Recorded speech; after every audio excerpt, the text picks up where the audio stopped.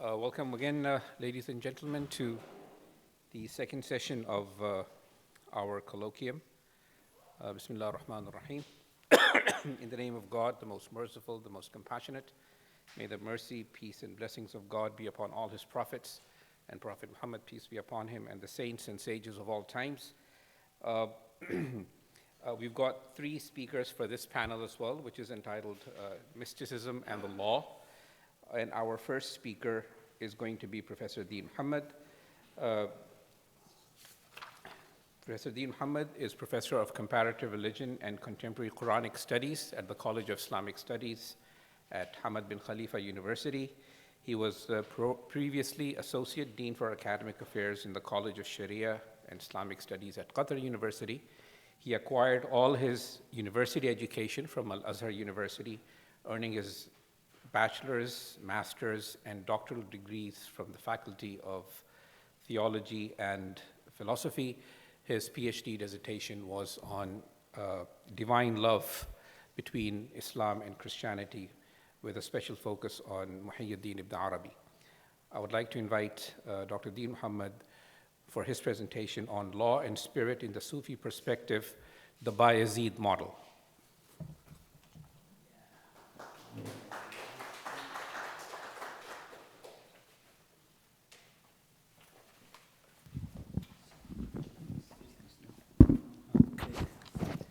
Thank you very much.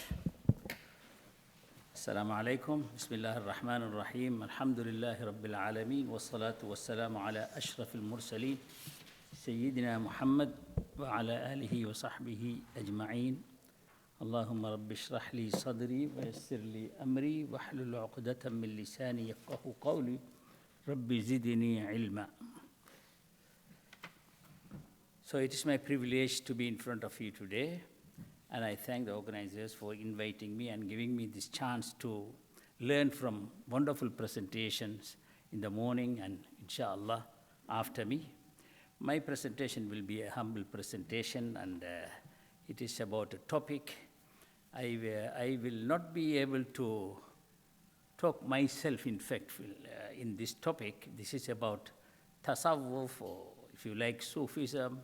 It is something, always very sensitive topic.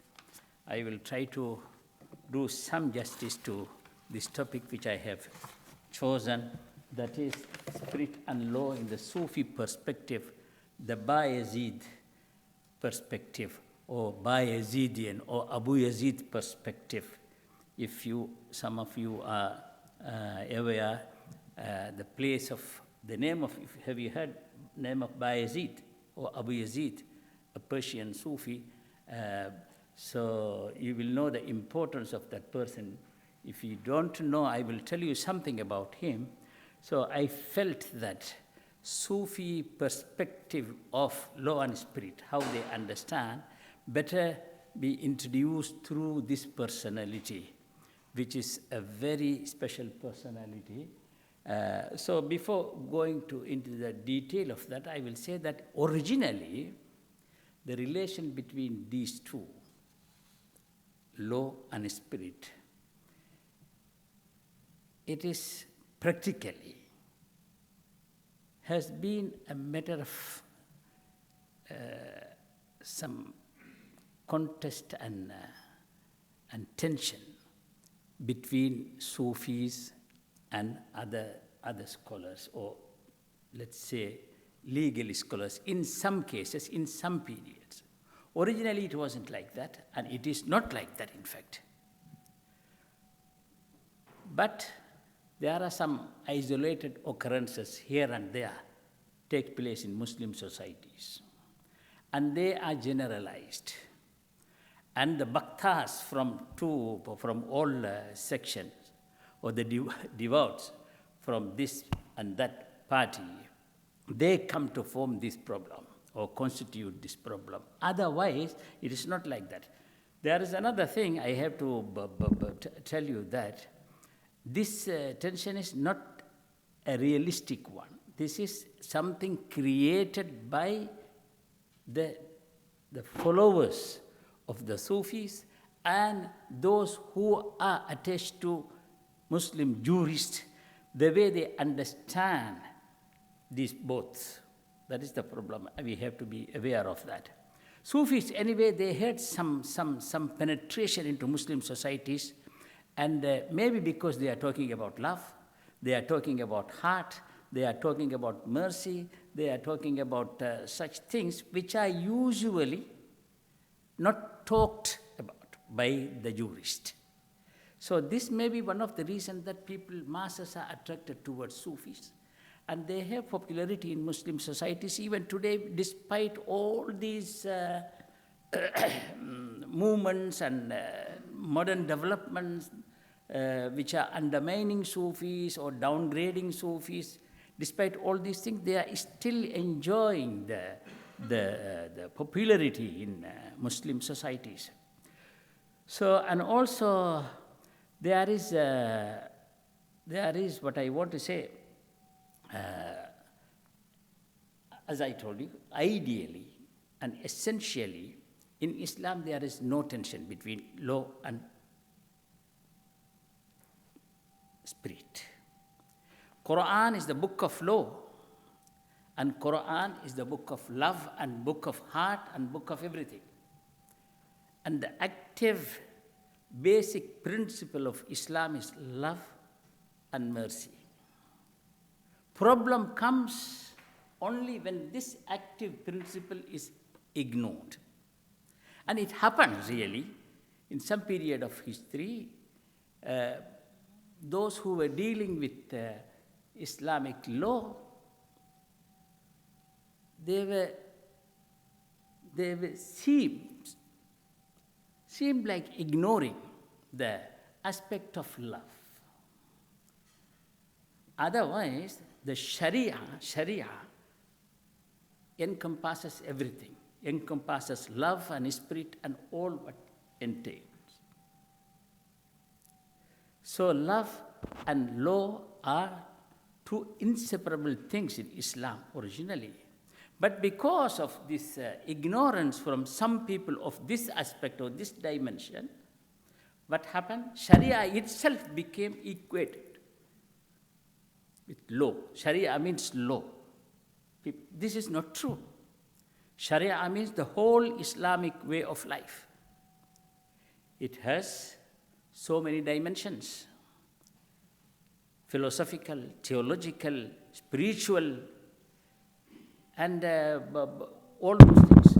So what we have to understand is, so here we are in front of a misrepresentation of Islam or the nature of Islamic religion.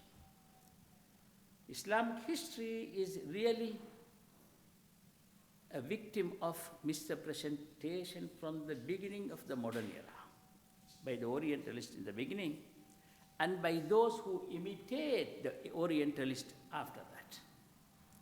As a result of that, it is a widespread conviction in Muslim land. You go to Arab countries, you go to South India, Southeastern India, Southeast Asia, South Asia, Africa, wherever you go, you find that these are conclusive conviction in the minds of people. They think that Sufism is something completely different from fiqh or law. Fiqh is always identified with law. Although all these theology, tasawwuf, and what they call Islamic jurisprudence, all are fiqh in Quranic understanding, as Quran uses this terminology. Fiqh has so many dimensions: outward, inward, and then you have the rational aspect, that is theology. So this is the nature of Islam, and it was supposed to be, all these three were supposed to be taken together in Islam. This is the original position. And some people find comfort in these things, in differentiating between these two and separating tasawwuf from fiqh or fiqh from tasawwuf, and they become libertarians. So that is why you see the earlier Sufis, they have said, like Al-Kharraz, every esoteric insight that contradicts an exoteric ruling is none. This is the position of the Sufis. And you see, they say, when you see someone claiming a state with God that pushes him outside the law, don't go near him. And Nuri, in the 3rd century, he is warning people. So that means, so the tension started then emerged when one dimension was ignored.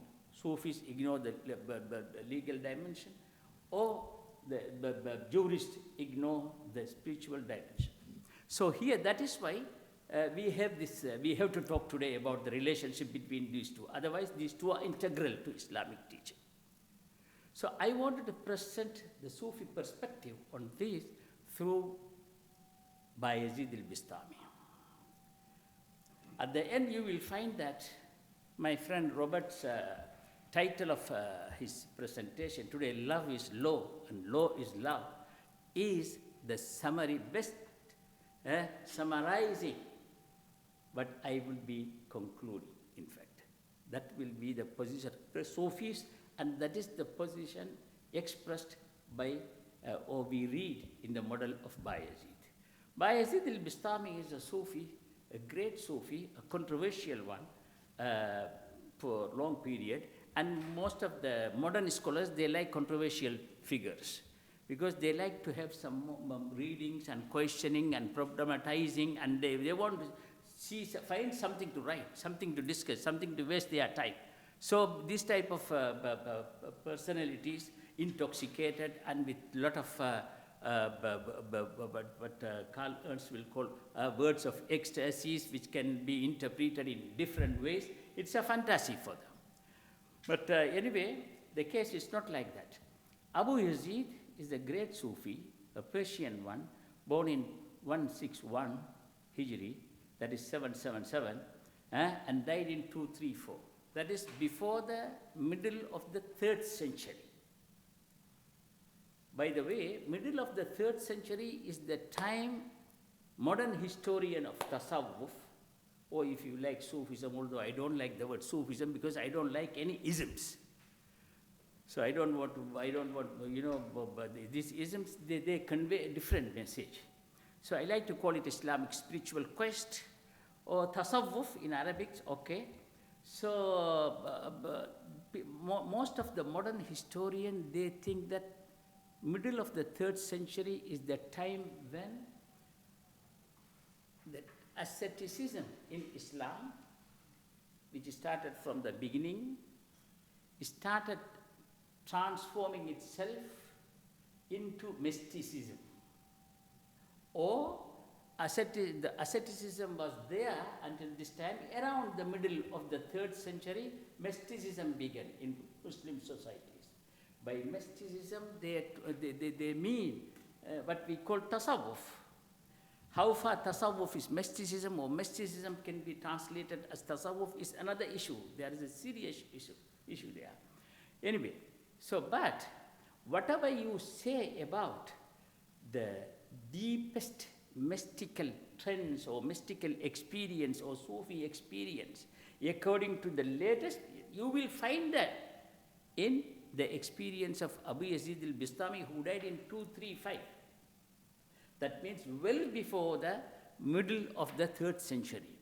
That means we have some problem regarding our history itself, our understanding of the history of Tasawwuf and Sufis.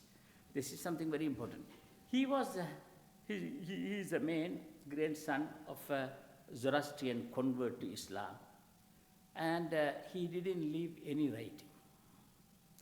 He had left sayings, almost gathered after 100 years after his demise by someone called Sahlaji, who was a member of the Bistamian Tariqa at that time, which means a man close to the tradition of Abu Yazid al-Bistami, who collected all those sayings, most probably from Persian, and translated them. And you will find that something around 500 sayings of Abu Yazid we have, that's all. But he has left so many disciples who were faithful to him, and he was a person who is really has been one of the important manifestations of Sufi perspective in everything. He was a unique person. In the sense, you see, he is supposed to, or accused of, having claimed to have had Mi'raj, or the night journey of the Prophet Muhammad sallallahu alaihi wasallam, something like that he also had. And he is accused of, in reality, the man is talking about a dream he saw, in which he is being taken to the heavens. And he is trying, after that, using those things, what he saw in his dream, as symbols to explain through them the Sufi experience which he had. So anyway, he is so big, and many people criticized him for that. Many people wrote commentary on his sayings about this Mi'raj, or about his night journey, or supposed night journey. And he was also courageous, he doesn't hide anything. He was open. Yet among Sufis, you have people who were, just because of the circumstances or the context, they were not speaking out. But Abu Yazid al-Bistami or Bayazid was not like that. He was very open, and he was very critical of what he doesn't like. Whenever he thinks that this man is a fraud or something, he will be openly criticize him. And he used to criticize theologians and jurists too. And for instance, he was telling the Jewish theologians that I don't like your method. You are good. You are rendering good services to Islam, but illa fi tajreed al-tawheed. Illa fi in abstracting tawheed. Which means you are talking about tawheed in a way that you are disconnecting Allah subhanahu wa ta'ala from people as individual who wants to, what is that? He's longing for intimacy with God, for instance. So when you talk in terms of, you are highlighting transcendence of God at the cost of this aspect, which are very much needed for for Muslim to become a real Muslim, because according to the Sufis' understanding of Quranic teaching, that love is the foundation and mercy is the universal rule. Then you have to activate this. To activate, you have to have the divine to be closer to you. And if you distance him from divine, it will be very difficult to make that Muslim who is motivated by love, motivated by mercy. This is the thing. So he was very courageous, criticizing them, criticizing fuqaha or the jurists, because many of the jurists were criticizing the Sufis when they were talking about kashf or unveiling, inspiration, ilham from God. And what is this? How can we accept these claims? For Abu Yazid was very vocal, criticizing them openly. And although in Sufi epistemology, kashf or unveiling is something very essential. And it has been accepted, and it has been there from the very beginning. From Plato downward, even until today, we have it. And it is supported by Quran, by Sunnah, by the history of human beings. But anyway, so he was vocal, critical about those people. He extraordinarily started asserting things about his experiences, which are really things cannot be shared by everyone.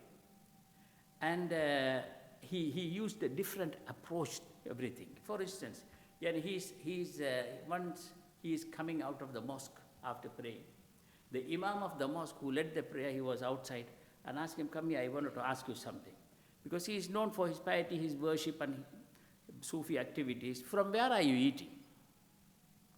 The Imam asked him. So he said, please give me a minute, I will repeat the prayer which I prayed behind you. Because it is not acceptable to pray behind after someone or behind someone who doesn't know who is the Razik, who doesn't know God. So this is how he was, his way of approaching the problems. This was his answer. So for instance, one day a man was reciting the Quran. When we what is that ayah? Anyway, when we rise the people, يوم نحشر المتقين إلى الرحمن وفدا. So he was crying, shouting, and he said, if someone is already with Allah subhanahu wa ta'ala, how can you bring him to him? He is already there with him. So this is the way he was approaching. He was understanding, because the man was, as I will say later, the main was his tasawwuf was that, or can be summarized as living in the presence of God. Yani this is the essence of his tasawwuf. It can be expressed in this manner. That means this, he sees everywhere Allah subhanahu wa ta'ala. So for him, the understanding is completely different. There are levels of understanding, levels of reading, levels of approaching. So he was also advocating Sufi epistemology and symbolism. Maybe for the first time in the history of tasawwuf, this symbolism, and within those 500, almost 500 sayings, we have symbols and uses of symbol to explain the spiritual truths and religious truth, in a way unprecedented. And his contribution to, if we accept the mysticism transition from asceticism to mysticism came around this time, or in the middle of the 3rd century. Or if we reject that thesis, at least we have to accept the fact that by that time, tasawwuf became organized. In that organization, he contributed a lot. That is also a very important point. And also maybe the Sufi school or tariqas, which started in the beginning of the 3rd century, he was the first to have one of them. There used to be a tariqa called Taifuriya. He died in 235. So Al-Hajwiri tells us that there used to be 12 tariqas. 10 are orthodoxy, but 2 are not acceptable to orthodoxy. But anyway, among those 10, he is bringing a Taifuriya, because Bayazid's original name is Taifur. So after him, it is called Taifuriya. So he is also the Sufi who established the first tariqa. There were khanqas, there were Sufi centers, but there was no tariqa. Sometimes, when Ibrahim ibn Ahmad ibn Khadrawi, another Persian Sufi, who visited him with his wife, he had around 1,000 disciples with him. And we have records that some people, some rich people from Bistam, they were contributing to the food and maintaining the guests who come to Abu Yazid al-Bistami. And one man, individually, he used to provide food for 100 people a day. And there were others. It's like that. So, in that sense also, he is occupying a prominent place in the history of tasawwuf. And also, when you read the history of tasawwuf, you find Junayd al-Baghdadi featuring prominently. Junayd al-Baghdadi, many people don't know that he was a disciple of Bayazid al-Bistami. They usually, the modern historian of tasawwuf, talk about Bayazid as what? As the Sufi of drunkenness. and in opposite to Junaid, who is characterized as representing the sober Sufism, which is not the case. In fact, if you understand tasawwuf, you will find these two, what they call in Arabic, sukr wa sah.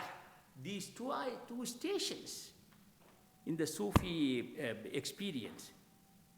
There is nothing called tasawwuf or spiritual experience based on sukr or intoxication, and another Sufi experience based on sobriety.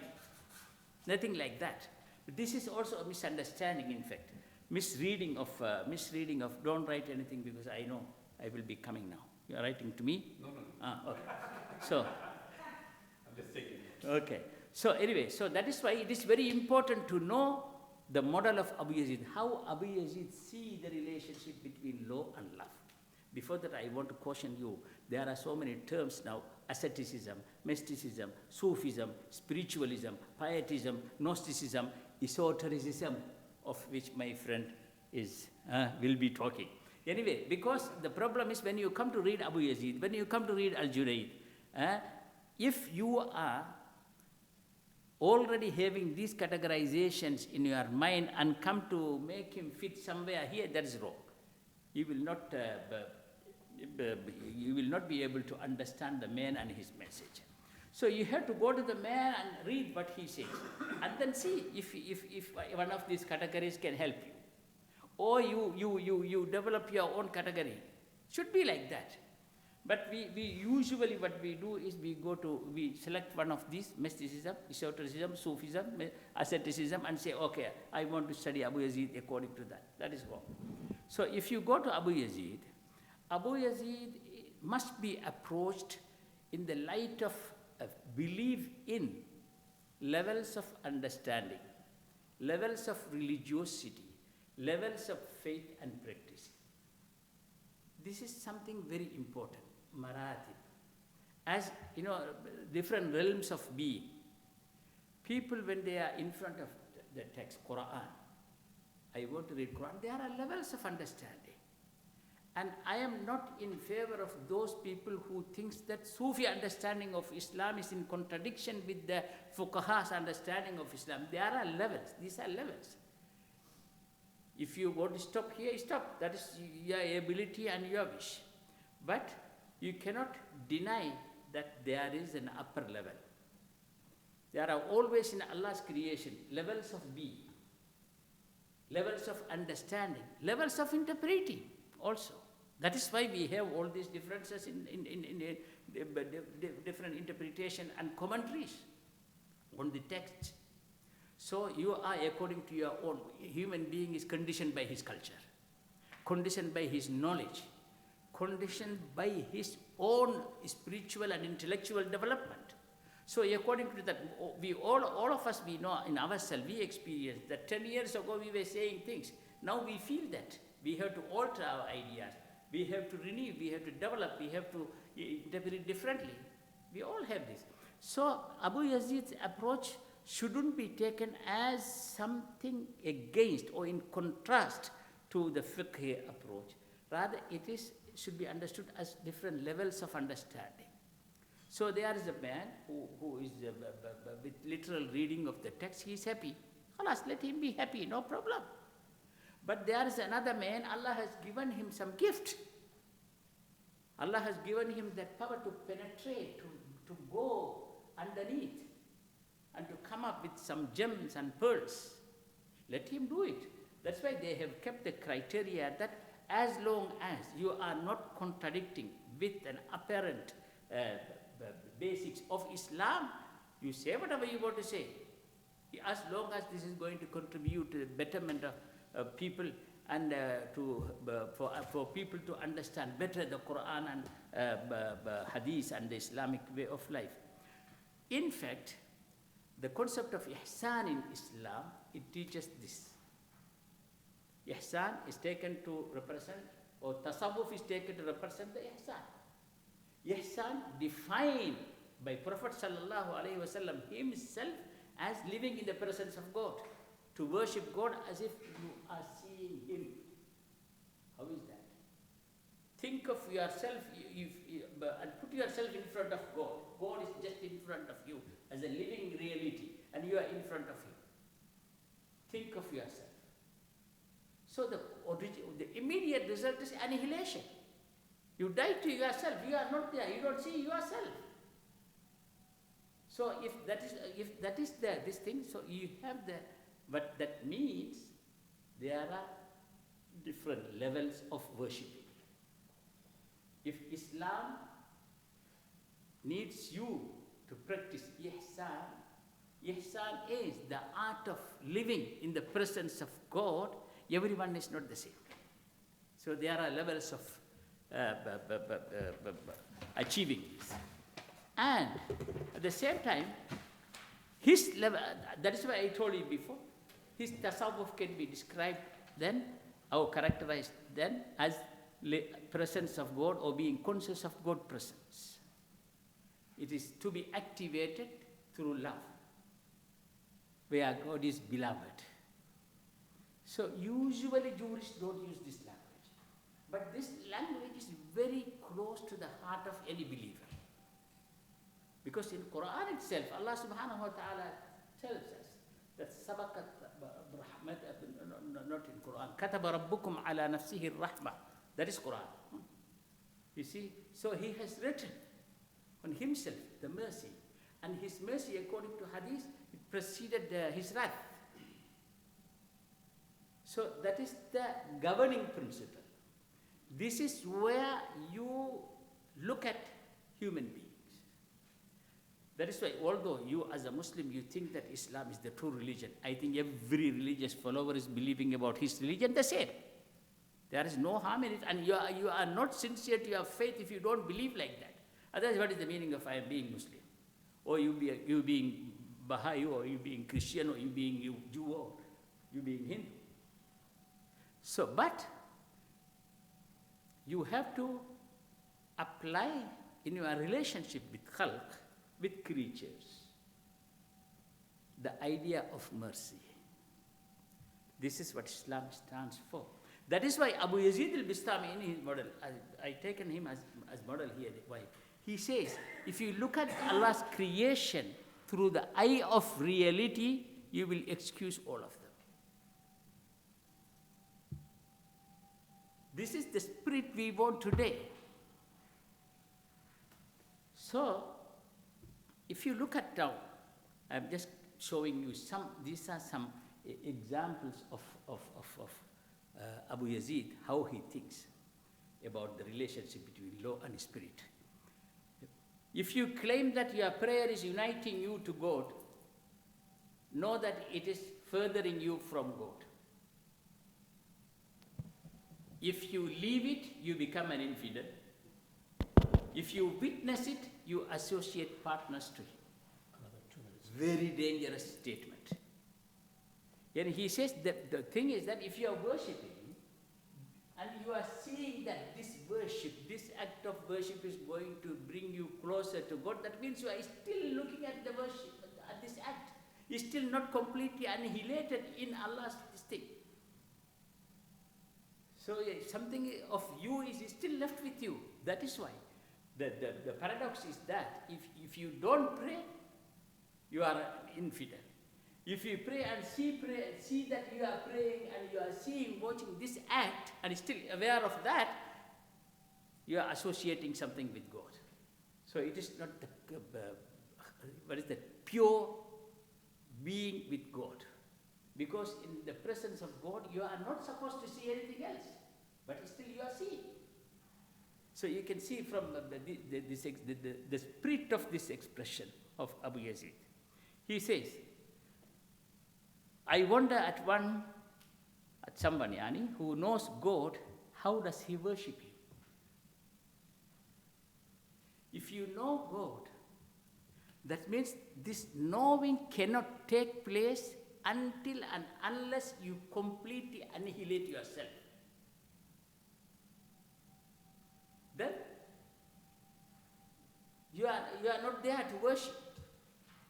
You are in an intoxicated state, for instance. So that is why he says, I wonder if someone claiming that I know God, how is he worshipping? Then he should have died to himself. And he says, a man came to Abu Yazid. He said, it has come to my knowledge that you have the greatest name of God. You know, in Islamic culture, or Islamic tradition, there is something called greatest name of God. It has a lot of secret, lot of power. And with that, if you pray to God, you will get things done. And all these things are there. And you have in Judaism also something closer to that. And also in Christian contemplative prayers, there is some mention to these things. Like when you go to this St. Richard, who is the 13th century German mystic, and John of the Cross, you have something like that. So he says, the man came and told him, I heard that you have this, so please teach me that. He said, that ulamas usually, they contemplated a lot. What should be that name? What is that name? It is Allah, it is Al-Hayyu Al-Qayyum, it is this, it is that. So the man came to Abu Yazid and asked him, but you know it and you teach me. So he said, the greatest name of God is not bound by limits. Cleanse your heart for his oneness. If you can do that, if you can achieve that, use any of his names. It will work for you as the super name of God. You see the understanding how it goes. And he says, because he said, if you don't have this quality with you, that living in the presence of God, none of your deeds will be counted for. That is why he says, I collected the worship of the folks of the 7 heavens and 7 earths and put it in my pillow and placed the pillow under my cheek to express this idea. When asked, with what should one be assisted to worship God? He replied, through God, if you know him. This is the answer. It is more desirable to me to be said, he says, why didn't you do? Instead of being asked, why did you do? Something very interesting. Believers of all religions should think of it. So he doesn't want Allah, if he asks, why did you do that, it is dangerous. So why didn't you do this? That is easier, in fact. Remembrance of God with the tongue is forgetfulness. Because remembering God means, if one is remembering God, that means khalas, he is God. In worship, there are sins that render you oblivious to sinning. You don't have to commit sins. In your obligations, in your worship itself, there are problems. So if you don't see Allah in worship, and Quran or Hadith instruct Muslims, when they come to pray, stand prayer, they should feel that God is in front of them. So if that state is not realized, then there is no use in this prayer. This is what he says. So that is why I don't want to read all these things, because we are past time. We past time. Okay. Then mean, so what I want to finally then, with all what Abu Yazid was representing, you can see that Abu Yazid is provocative. Abu Yazid is bold. Abu Yazid is, what do you call in our modern language, immoderate in talking about things. Yeah, ne? So, but despite all that, he is taken by Sufis after him, and even non-Sufis, person like Ibn Taymiyyah for himself. He himself considers Abu Yazid as an example of how originally Sufism is, adhering to orthodoxy. Sufism is nothing away from orthodoxy, and to prove that, taking Abu Yazid as an evidence. Even Ibn Taymiyyah, Dhahabi, Ibn Taymiyyah's students. So, what I want to say is, at the end, love is low Law is love. Law is Sharia, is all encompassing. Tasawwuf is not something in opposite to, juxtaposed to Sharia, Tasawwuf or Tasawwuf and Sharia. Tasawwuf is one aspect of Sharia. That is why the earlier scholars, they divided fiqh, or what we call jurisprudence, fiqh al-zahir, outward fiqh related to rituals and outward actions, and fiqh al-batin or fiqh al-a'mal al-qulub wal-jawarih, actions of heart and actions of body. Thank you very much.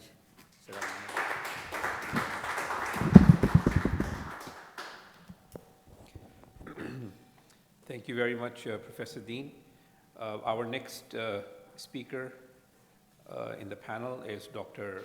Pudota Rayappa John, who is a Catholic Jesuit priest.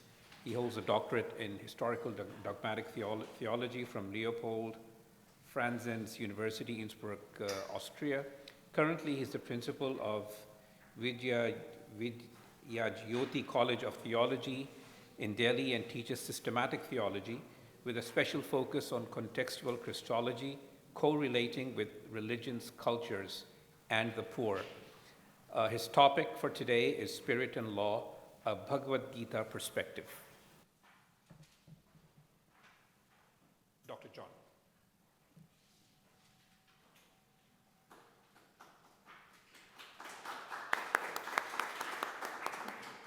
Thank you, sir.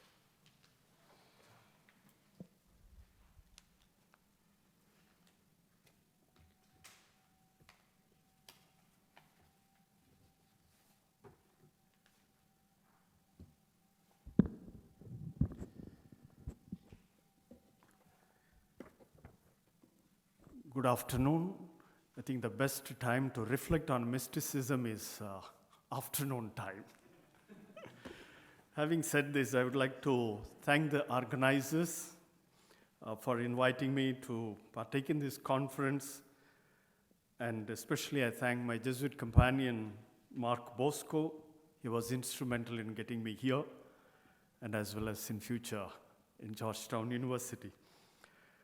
And I'm reflecting on this topic, Spirit and Law, a Bhagavad Gita perspective, being aware of my own identity as a Christian Catholic priest. And many already asked me, what interests you to take this topic? My memory goes back to my college studies. I was doing Telugu literature, and there 2 semesters I had to do on Sanskrit language, learning Sanskrit language. And my Sanskrit guru gave me the Bhagavad Gita text straight away. You will learn Sanskrit through this text. And then onwards, the interest grew in me. And now, besides Bible, I think one of the important religious texts that I have familiarized myself with is Bhagavad Gita. I use it very often in my life, as well as in preaching, etc. So basically what I'm going to do in this paper is a kind of introduction. Then I will move on 3 aspects. One is the field of dharma and the spirit of action. And then the last area I would handle is the desire, a saving desire. So to begin with, Upanishads, Bhagavad Gita, and Brahma Sutras are the 3 authoritative texts of Hinduism known as the Triple Foundation. In addition to the Prasthanatraya, there are the Puranas that supply the mythology and Tantras that present the ritual. But of all these, Bhagavad Gita has a marvelous summing up of the best that had been taught and said in Hinduism.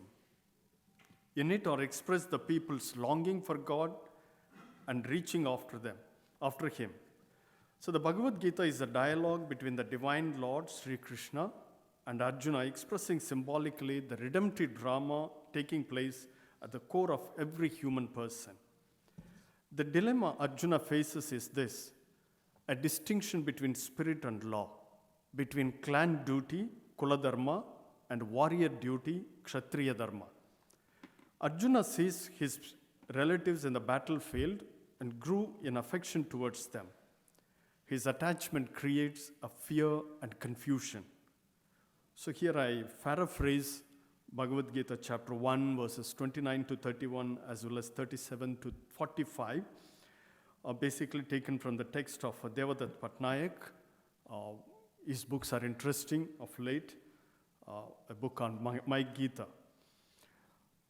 Responding to Arjuna's fear and confusion, Krishna accompanies Arjuna along with the path of liberation, telling him that if he does not engage in this battle for dharma, he shall fail in his swadharma. Bhagavad Gita enunciates swadharma as a value, shreyam swadharma. Hence, Krishna invites Arjuna to broaden his perspective, develop a holistic vision and a divine way of looking at life. Lord Krishna leads Arjuna into attention, dhyana, and to awareness, dharana of self-knowledge, so that he might reject the boundary of separating the self from the other and action from responsibility. The story does not end here. Many people would say, yes, Arjuna said, Krishna narrated to Arjuna that you have to fight. No, that is not the end of the story. But the real end of the story is that it takes us to the world of the very idea of dharma. Then how do we look at spirit of action and desire? So first we shall enter into this field of dharma. The central teaching in Hinduism is dharma. Dharma is derived from the Sanskrit root. Dhar means to uphold, to support, to nourish, to carry, to sustain. It is also closely related to Rita. According to Rudolf Otto, the word Rita comes from ar, means to order, to arrange, to regulate the universal laws that uphold the cosmos. It is also the intrinsic justice and rightness, especially for humans. King Dhritarashtra's attachment to his sons made him deviate from the path of dharma and by unlawful means usurp the kingdom from the Pandavas. His doubt can be seen from the words of Dharma Kshetra, because the entire Bhagavad Gita begins with this word of Dharma Kshetra, virtuous conduct. And Kurukshetra is the battlefield, and Kurukshetra is known as the place of a yajna by the gods and goddesses. In the battlefield, Arjuna felt at odds with his swadharma. He says that he would prefer to live by begging than commit this heinous crime of killing his relatives and elders. His conscience will not allow him to enjoy any of the fruits of his action in this world, such as riches and power. Of course, for an Indian mind, a religious mind, begging is nothing. Many of you would have seen when you have visited India. In religious places, temples, Swamiji's, Rishis, we go. Why I'm saying this is, instead of committing a crime, it is better for a person to beg than committing the crime. So it is very real. Arjuna is going through that struggle. So Lord Krishna tells Arjuna that even the Supreme Lord comes into earthly existence to annihilate the wicked, to protect the pious, to uphold dharma, and to destroy adharma. This morning, Robert was mentioning about this. Yada yada hiya dharmasya gla nirbhavati bharata abhyudhanam adharmasya tadatmanam srujamyaham paritranaya sadhunam vinashaya cha dushkrutam dharma samsthapanardhaya sambhavami yuge yuge. Whenever this dharma is trampled upon and adharma is reigning, every time I reincarnate, I come into this world to uphold justice and to protect the good and the virtuous ones. If he does not act, he will save himself from the pain of killing his relatives. If he acts according to dharma in the given context, it will cause him pain and suffering because he must destroy his adharmic relatives. Francis Desa captures this inner conflict aptly, whereas, I quote, the Kshatriya, because Arjuna belongs to this caste group, Kshatriya, must do his duty, namely to fight when it comes to justice or protection of society. But to fight is indulge in violence, and this is evil. except when one acts like a yogi in the fulfillment of one's duty, namely selflessly. In addition, one must remember the blessed Lord and offer mind and heart to him when engaged in war. Lord Krishna reveals to Arjuna in the theophany, that is a Vishwarupa. Of course, Hinduism also believes that God is beyond name and form. In this Vishwarupa, what Arjuna says is that the form of God envelops the entire universe. And there Arjuna beheld the whole universe when this darshan is given. Something like in the Christian world, we'll talk about transfiguration of the Lord. With its manifold divisions gathered into one in the body of the God of gods. Let us not miss the mystical dimension here in the vision. Arjuna realizes that the human being is a fragment of the Supreme Lord and is a movement of the Lord whose goal is the Lord himself. This is the essence of Bhagavad Gita, and it sounds very much like the essence of the spirituality of St. Ignatius of Loyola, the vision of God in all things and things in God.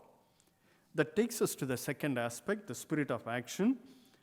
Karma, it means action, any duty or involvement in the world without attachment to the fruits of one's action.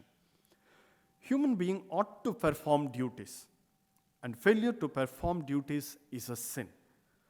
And evil will result from such omissions. And in Bhagavad Gita, chapter 2, verse 47, Karmanyeva adhikaraste ma phaleshu kadachana ma karma phala heturbhur ma te sango stva karmani. You have a right to perform your prescribed duties, but you are not entitled to the fruits of your actions. And in other words, what Krishna is asking Arjuna is, you do your duty, but give up your personal stake in the action. Never consider yourself to be the cause of the results of your activities, nor be attached to inaction. Therefore, a human person ought to be united with the divine and get engaged in action. Such equanimity is normally called as yoga. And maybe another example from this entire understanding is, these days we talk about business. Yes, you do business, stay in business, but renounce the profit, which is a very difficult thing to somebody to renounce the profit. According to the Sankhya philosophy, the body is an evolute of Prakriti, nature, and is constituted of three qualities, what is in Sanskrit known as gunas, namely sattva, rajas, and tamas, goodness, energy, and darkness. And these gunas, rajas guna is the principle of activity. Humans are bound to work on account of their nature made up of three gunas. Granted, it does not mean action without desire or without motive. It is not psychologically possible for the human being to be active without personal motive. The author of Bhagavad Gita is aware of it and therefore points out that the human beings cannot ever remain inactive even for a moment, because activity is inherent in the inner dynamism of human nature. Sri Krishna exhorts Arjuna, one ought to renounce the selfish desire, which is the interior one. This morning also, one of the speakers was mentioning about it, in order to carry out one's duty. So I give all these quotes from Bhagavad Gita. Sri Krishna says to Arjuna that get yourself free and go beyond the three gunas of Prakriti and perform there the divinized karma. Bhagavad Gita offers the benefits and the blessings of both renunciation and withdrawal from the world, in and through active involvement in the affairs of the world. Just as a lotus leaf is untouched by water, those who dedicate all their actions to God while abandoning all attachment remain untouched by sin. Arjuna is strengthened by the divine words of love, and he goes through a transformative process which liberates him from his ego-centeredness and awakens him to a self-awareness, and he is enabled to see the Lord present in himself and in all things. And this vision of reality offers him clarity and courage to stand up and fight on the side of justice. Humankind's salvation does not consist in the rejection of the world, but in their detached involvement in the world, establishing the total welfare of the universe, maintaining the world order. In Sanskrit, we call this as Loka Sangraham, according to his will. Karma, according to Bhagavad Gita, is therefore action out of a deep experience of union with the divine Lord present in oneself and in the world. A liberated person understands his life of action as an offering to the Lord of history. Whatever you do, whatever you eat, whatever you offer in sacrifice or give away in alms, whatever penance you perform, offer it to me. And going by Bhagavad Gita, this is salvific. And Hindu mind understands this as moksha. Salvation from the world. And the liberation leads to cosmic service, communion with the divine, and darshan, that is a direct revelation God experience into the nature of the cosmos. Dhyana Ek compares dharma with the great commandments, to love the Lord and love one's neighbor in the light of the teaching of Bhagavad Gita. I quote, "The first and greatest commandment was easy to consider in such a comparative framework. Thou shalt love the Lord thy God with all thy heart, and with all thy soul, and with all thy mind, and with all thy strength." The message of wholehearted, single-minded love of God is so clear in the Bhagavad Gita that it is almost as if the Gita were a long, eloquent exegesis of the meaning of full human love of the Supreme Lord. Such a concept finds its counterpart in what Johannes Baptist Metz calls the mysticism of open eyes.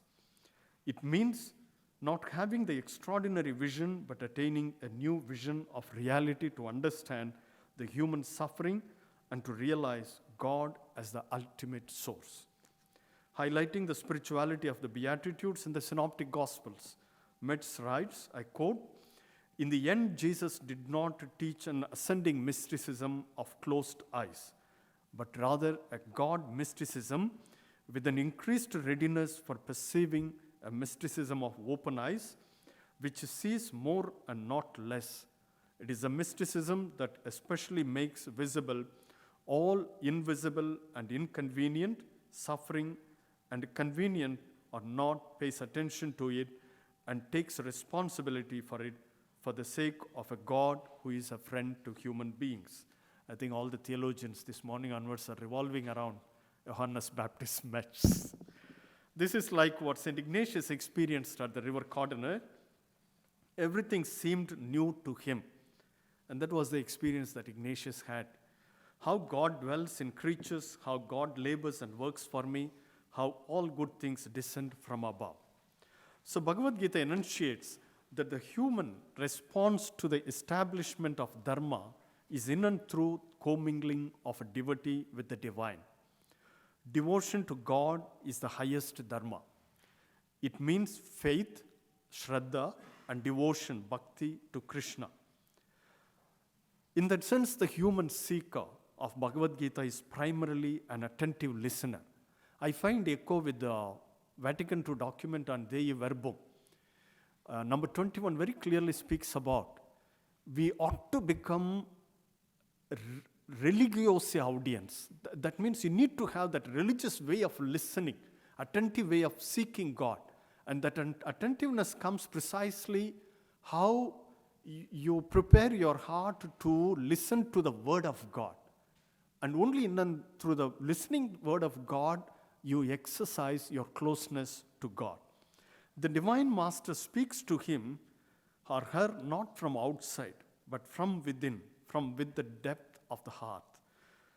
Human action derived from devotion and faith is a response to the Lord who has become an avatara in order to establish dharma. Bhakti is not mere worship of the personal God. No, not at all. Rather, it involves dedication and sacrifice in social life. That means my devotion to God, my commingling with God has to spill over onto the streets. Then only the devotion becomes a real one. Even a person of vile conduct becomes a dharmatma a dharmic person if he becomes a devotee of Krishna. Something what St. Augustine spoke about, theology of grace, or further this morning, Leo was speaking about it. Further, it was taken deeper by Karl Rahner. So that takes me to the last point in my paper. Is the desire a saving desire? See, all of us have desires, but do we ever ask a question, is it a saving desire or a repressive one? So the Bhagavad Gita points to the desire, kama, or passion, is more fundamental than action itself. It teaches that the desire binds the soul to the cycle of births and deaths, and therefore desire must be eliminated. If one wants to attain liberation, how can one destroy desire efficaciously? Of course, you have in the whole lot of in Buddhism, Buddha would speak about kill the desire. Even if you happen to come across Buddha or you want to have the desire to have Buddha, kill Buddha. So it will go into another extreme way of looking at things. Sri Krishna reveals in the Bhagavad Gita that kama is the root cause of passions that lead to destruction. In the man or woman who longing dwells on objects of senses and inclination, that means attachment, sangha, to them is born. Works impelled by desire bind the agent to their fruits. All works have their binding influence. Good works bind to a pleasant fruit, and the evil deeds to painful results. So Bhagavad Gita also vividly describes how a human person led by desire, prompted by selfishness, arrogance, and ignorance ends up in destruction. Selfish desire is ultimately the cause of all miseries in this life and even hereafter. Therefore, it is necessary that if anyone wants to be free from selfish attractions and inclinations to evil, he or she must not only control his or her senses, but must also withdraw his or her senses from their respective objects, just like a tortoise withdraws its limbs on all sides. Self-restraint through the control of the senses is the first thing one must do in order to be free from selfishness, speaks Bhagavad Gita. Yoga Sutras of Patanjali, I draw a parallel, speaks of vairagya or pratyahara, withdrawal of senses detachment, is required to attain the salvation. It is the movement away from things to which we are attached, both persons and things. This is not a physical fleeing from things and persons. Vairagya is a matter of thought, emotions, and feelings of chitta vritti. That means continuously these thoughts are formed in the mind. So you have to control these thoughts. While trying to control the vrittis, certain disturbances are created which stop or divert the growth. Isha Upanishad summarizes, give up everything and enjoy everything. Everything that is in this world is shot through with the divine. Nothing belongs to us. So the findings in the Bhagavad Gita are thought-provoking and throw new light on human desire, which is often looked at something negative. So the question is, can it be a saving desire? Saving desire saves a person from repression and individualism and helps the person to relate to God. For desire is not merely an element of consciousness to be appropriated intellectually. Rather, it exists in the world with the body and perception. Arjuna's human desire tosses him between conflicting emotions and sentiments. I think this is the central struggle of Arjuna in Bhagavad Gita that we see. As I said, it is not that he is going to battle and all that, but it is the inner struggle of handling the emotions. This confuses him and incapable of deciding what he should do. It is here that Krishna trains Arjuna to become aware of the three gunas and to choose sattva guna, which leads to knowledge of indifference. I think this morning session we ended up with that discernment of spirits.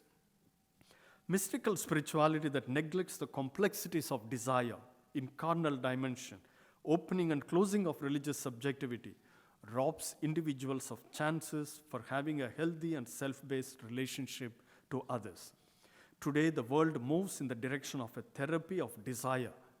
that shapes toward an expansive love of creation and of human life in a sanctified community, toward a narrow obsession with an ever-delayed salvation that worshipped death and sanctified suffering and violence.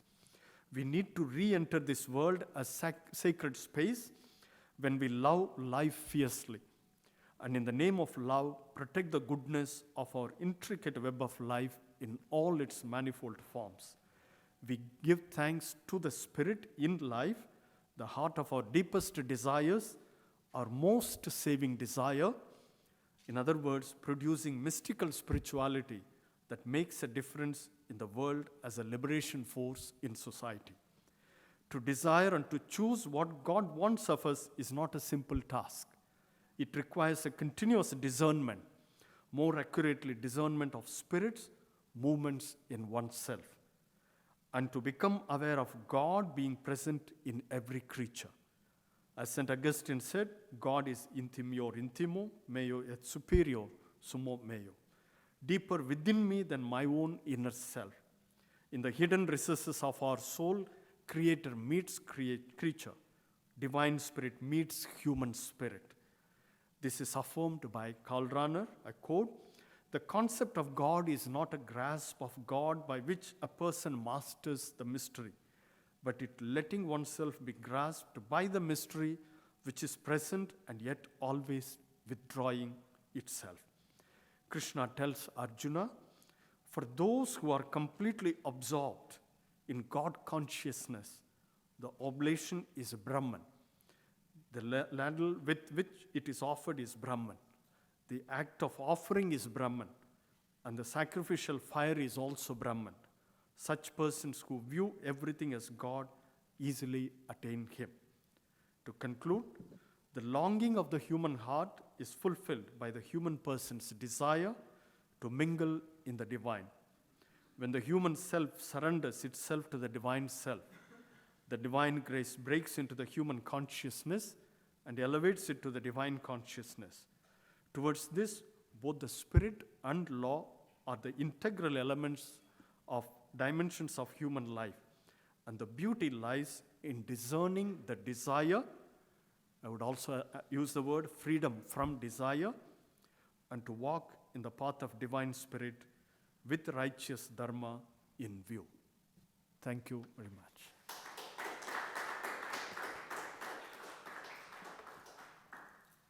Thank you very much, Dr. John Moderator. And our last speaker in this panel is the host himself, Dr. Hamad. Dr. Hamad is professor at Georgetown University, where he teaches theology and religious studies. His late professor surrendered to the self Message for the President, which probably came out last year. And his topic for today is esoteric cross-religious patterns and issues. Thank you very much.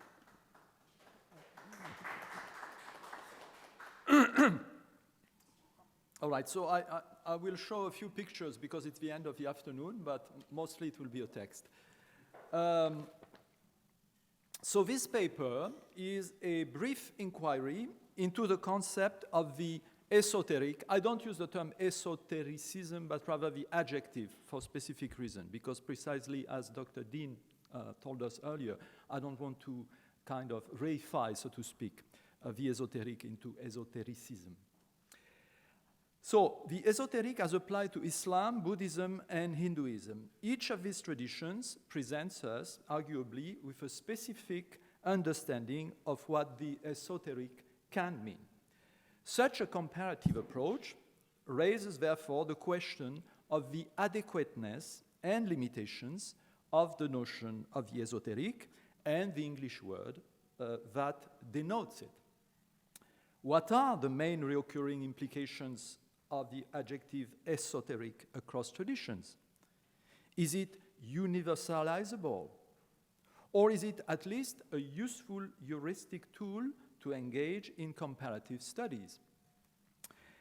In the last decades, the concept of esotericism has had largely derogatory connotations as a reference to arcane, highly specialized, or somewhat abstruse ideas and writings. In popular language, it has become a synonym of so-called occult sciences, such as alchemy, tarot, and vulgarized astrology. Notwithstanding, the term has a rich history in Europe, going back to the inner dimensions of philosophical and initiatory teachings of ancient Greece. The adjective esoterikos refers in Greek to an inner, often private, teaching or knowledge that is typically contrasted with an outer or public knowledge. It is widely recognized, for instance, that Plato's teachings included so-called esoteric aspects in addition to those that have been transmitted to us in writings. In fact, in Epistle 7, Plato argues that true knowledge is not ever written. Plato thinks that any serious person dealing with serious matters will not put these matters in writing. Besides extrinsic dangers of misunderstanding and controversy, the point is that actual knowledge belongs to the soul, as Dr. Dheen explained to us earlier, and remains therefore unwritten in its essence. The esoteric, in this sense, tends to be direct or unmediated precisely because it has to do with an inner connection and often a transmission from person to person. Besides, the esoteric touches upon realities that cannot be couched in merely verbal forms because of its share of imponderable meaning and presence. So while these very general remarks may apply to most or perhaps all of what can be referred to as esoteric in religions, one must also attend to the fact that the term esoteric belongs, as I said earlier, to the Greek and by extension European intellectual and spiritual traditions. Its use to refer to extra-European religions is therefore a matter of rendering. Terms that are ordinarily translated into English by esoteric or esotericism or esoterism have most of the time connotations that are vastly different from the Greek etymology. This semantic aspect of the matter is corroborated by a consideration of the diversity of context. These observations, of course, raise critical questions concerning the use of the adjective esoteric in relation to Asian wisdom traditions, and Abrahamic religions. The category of the esoteric can be approached from within, that is, in context, but also more generally as a potentially helpful epistemological tool. And my very brief inquiry will be guided by a concern to combine these two perspectives by sketching an analysis of the Islamic batin, the Japanese Mikkyo, and the Hindu Paramartha.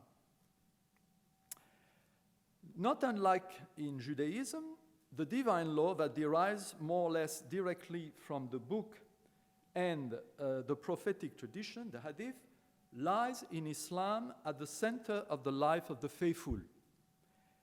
It deals primarily with the field of actions, prescriptions, and proscriptions, rather than with the domain of the spirit, or ihsan, even though, as Dr. Dheen mentioned, in a sense, the two cannot be disconnected.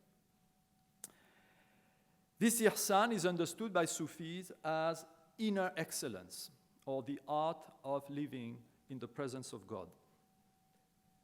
This polarity is often reflected in the Islamic distinction between the outer, zahir, and the inner, batin.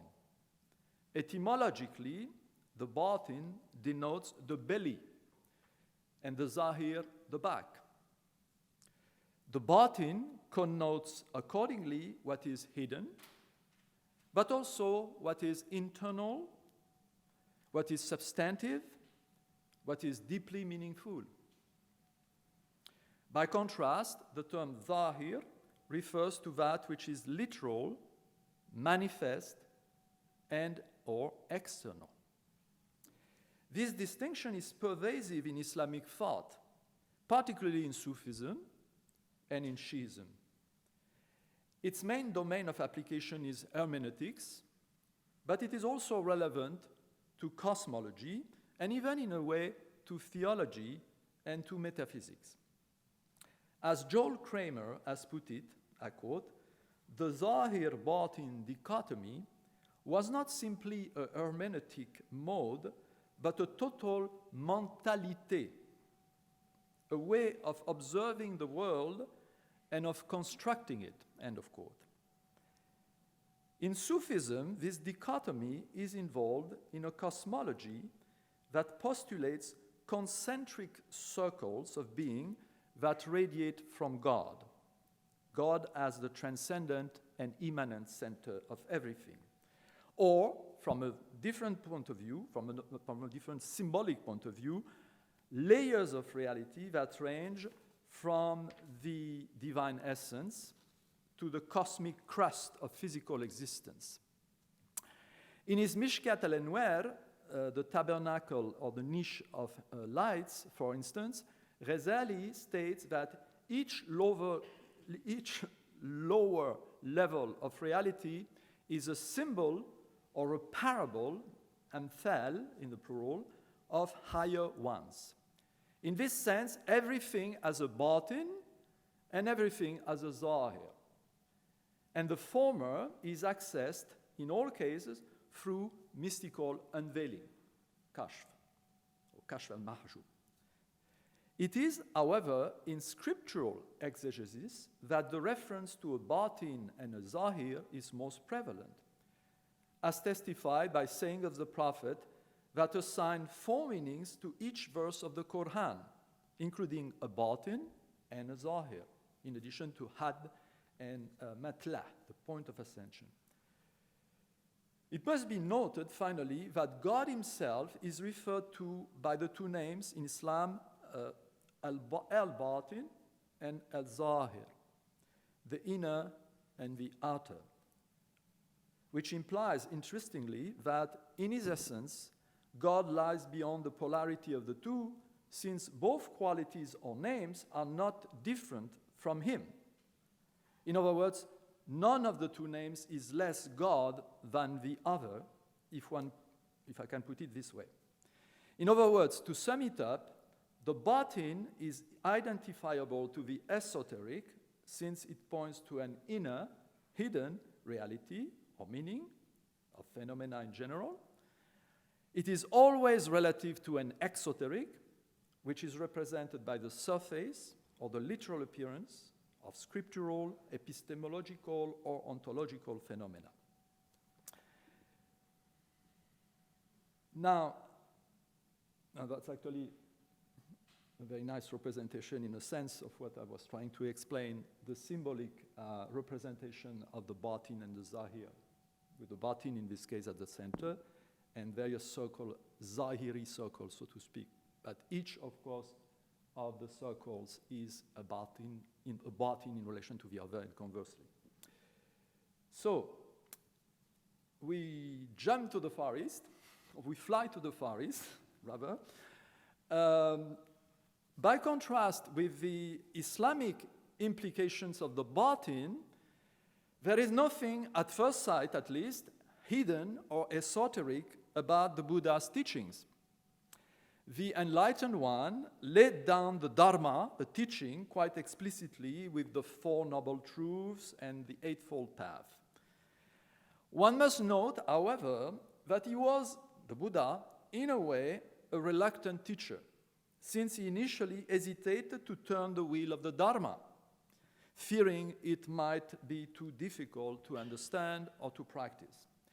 There is therefore something like an esoteric impulse in his early position.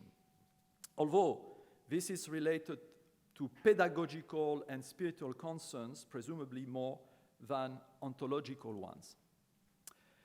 The notion of the esoteric is mostly associated in the Buddhist tradition and in Buddhist scholarship with the Mahayana, the great vehicle, and more specifically with the Japanese Shingon school, as well as also with the Tibetan Vajrayana. In Shingon, the Japanese word Mikkyo, in Chinese Mijiao, I don't guarantee the tone, refers to a secret reality, secret in the sense of being dense or difficult to penetrate. It also connotes a direct access to the source of enlightenment, and this is perhaps the most important point for Mikkyo, a direct access to the source of enlightenment, that is, to the Buddha nature, or to the Dharmakaya, the highest Buddha, the highest body of the Buddha.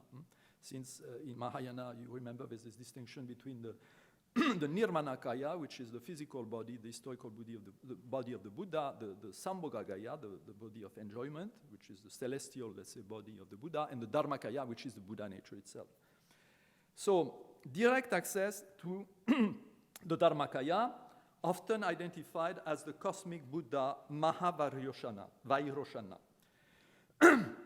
This access is, moreover, non-mediated in the sense of not being dependent upon conceptual and pedagogical means, and being based on non-analytic ritual means such as mantras or incantations, dharani. In that sense, the esoteric denotes a direct presence of and a direct access to the Buddha nature, by contrast with exoteric teachings which are deemed indirect or mediated by the whole pedagogy of the upaya, the skillful means. For Kukai, the 9th century patriarch of Shingon, esoteric Buddhism has two characteristics. One, direct teaching from the Dharmakaya, from the Buddha nature in a sense, hence from the essence of Buddhahood, and not by any Nirmanakaya, by any historical Buddha. And two, centrality, spiritual centrality, and spiritual emphasis on the mantra as means of realization par excellence. These two characters are connected, in fact, since they transcend the mental, conceptual, and verbal mediations that are inherent in teachings as upaya or skillful means. In such a context, the hidden doesn't lie below the outer surface, but it is rather the essence of both surface and depth, as it were, which it subsumes. The esoteric is therefore, in a way, the explicit teaching rather than the implicit one, the teaching that reveals the truth, not the one that transmits it through upaya to make it assimilable. Kukai argues that Mikkyo, in a strict sense, can only apply to, I quote, the innermost experience of the ultimate Dharmakaya Buddha. So, in a sense, the esoteric is the Buddha nature. The esoteric is the essence of reality. However, he also acknowledges that, quote, the meanings of exoteric and esoteric are manifold,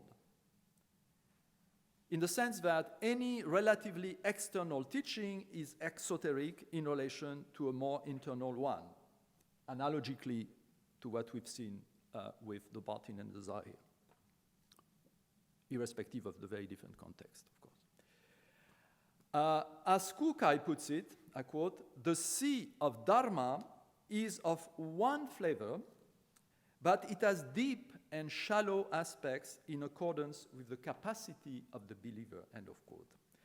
Thus, the concept of the esoteric is in some sense relative.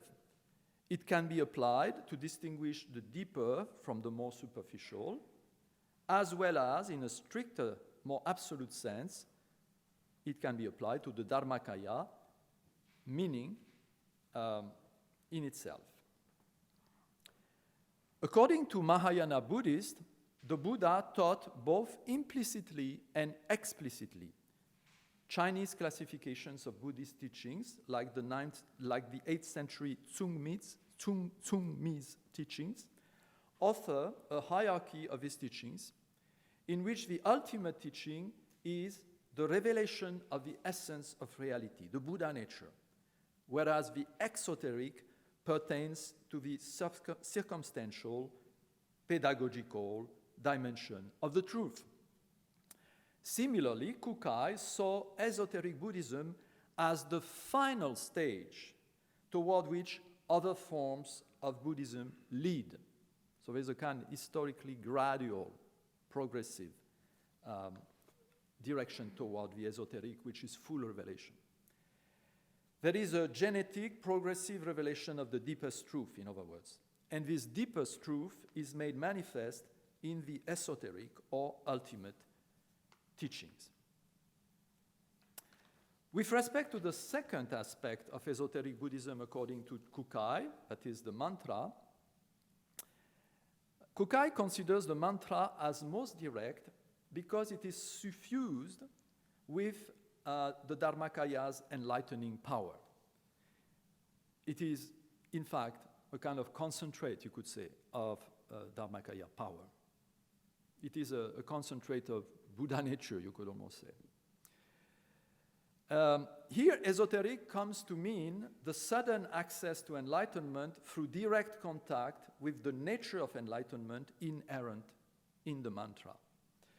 So the term esoteric seems to refer both to the mode of revelation of the truth and to a direct access to it through ritual means. There is an esotericism that pertains to the nature of the metaphysical teachings and one that refers rather to its meditational dimension.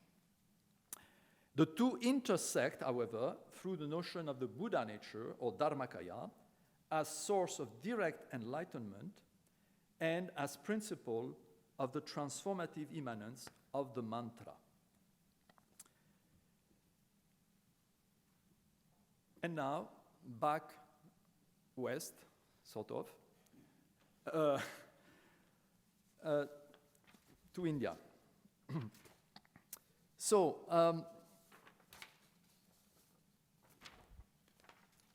the term I have chosen to discuss, finally, in a Hindu context, Paramartha, is generally actually not translated by esoteric. As I'm sure most of you know, it's generally translated by ultimate, especially in reference to Paramartha Satya, the ultimate truth. The Sanskrit term that most directly corresponds to the English esoteric is probably Rahasya. It has a wider scope of meaning than Paramartha, but can be also its synonym, particularly in Kashmiri Shaivism, where one finds references to Rahasya teachings to refer to ultimate teaching. Secret, yes, secret teaching. Therefore, esoteric in that sense. But also ultimate in the sense that they refer to non-duality. So, Paramartha means ultimate or transcendent in the sense of not being expedient, pedagogical, or provisional. Of course, the term is also used widely in Buddhism. It may be applied to refer to being or to knowledge, to reality with a big R, or to its recognition. While it is also widely used in the Buddhist tradition, it refers in non-dual Hinduism or Advaita to the ultimate non-dualistic meaning of scriptures, and that's a very important point. Paramartha means transcending the ordinary perception, therefore exoteric, characterized by the duality of the subjective and the objective, and indeed all other dualities. Paramartha is the transcendence of all dualities. The 6th century Advaitin Guru Gaudapada, who was the guru of Shankara, expresses it this way in his Mandukya Upanishadkarika, the commentary of the Mandukya Upanishad. I quote, and that's the quote you have here. there is neither dissolution nor creation, none in bondage, and none practicing disciplines. There is none seeking liberation, and none liberated. This is the absolute truth. This is Paramartha. This is the ultimate truth of ajati, or non-creation, that excludes the creationist narrative of scriptures, since it transcends causality, which entails the duality of cause and effect. Paramartha, however, is not hidden at all. It's not intrinsically secret. It's not intrinsically mysterious. It is not even a revelation or an explicit manifestation either. It is simply the real, with a big R, of course. It is the real that is or is not recognized. It is self-evident but unperceived by most. It could be said that, as such, Paramartha is esoteric in an absolute sense, or not esoteric at all if this notion is to be understood relatively, because Paramartha is the absolute, or the absolutely absolute. Paramartha could be referred to as the absolutely esoteric, in the sense that it corresponds to the deepest dimension of reality, without being relative to any other, since it encompasses essentially everything, like the mercy of God that encompasses everything in the Quran. From another point of view, it may be deemed esoteric to the extent that it implicitly refers to other ways of envisaging or knowing reality that are not ultimate. When you say ultimate, of course, you presuppose that there are non-ultimate ways.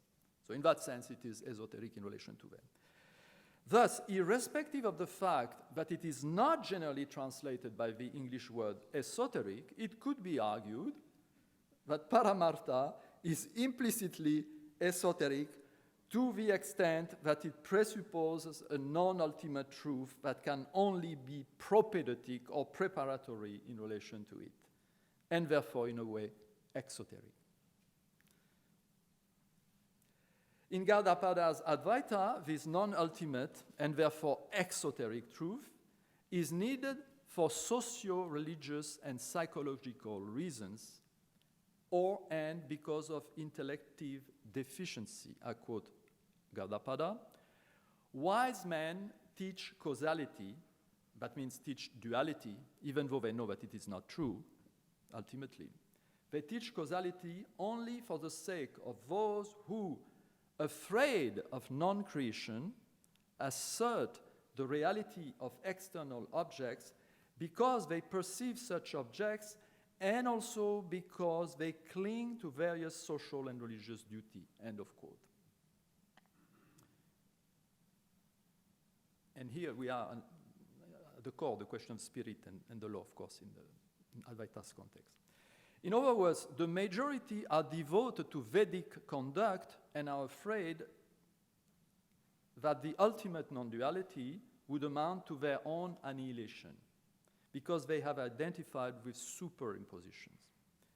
Therefore, the exoteric teaching is needed both as a stabilizing framework and as a preparatory path of access to the ultimate truth.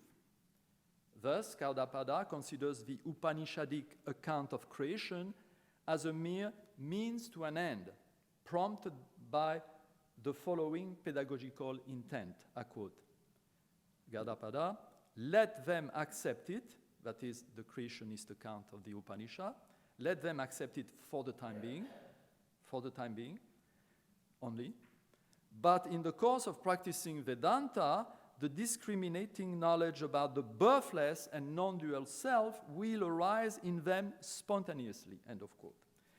This point of view is also conditioning the Advaitine reading of scriptures as a synthetic, esoteric exegesis of some verses of the Upanishad, of course the so-called Mahavakya, like Tattvam Asi Vat You Are, which for Shankara and the whole tradition is the main content, the essential content of the Upanishad.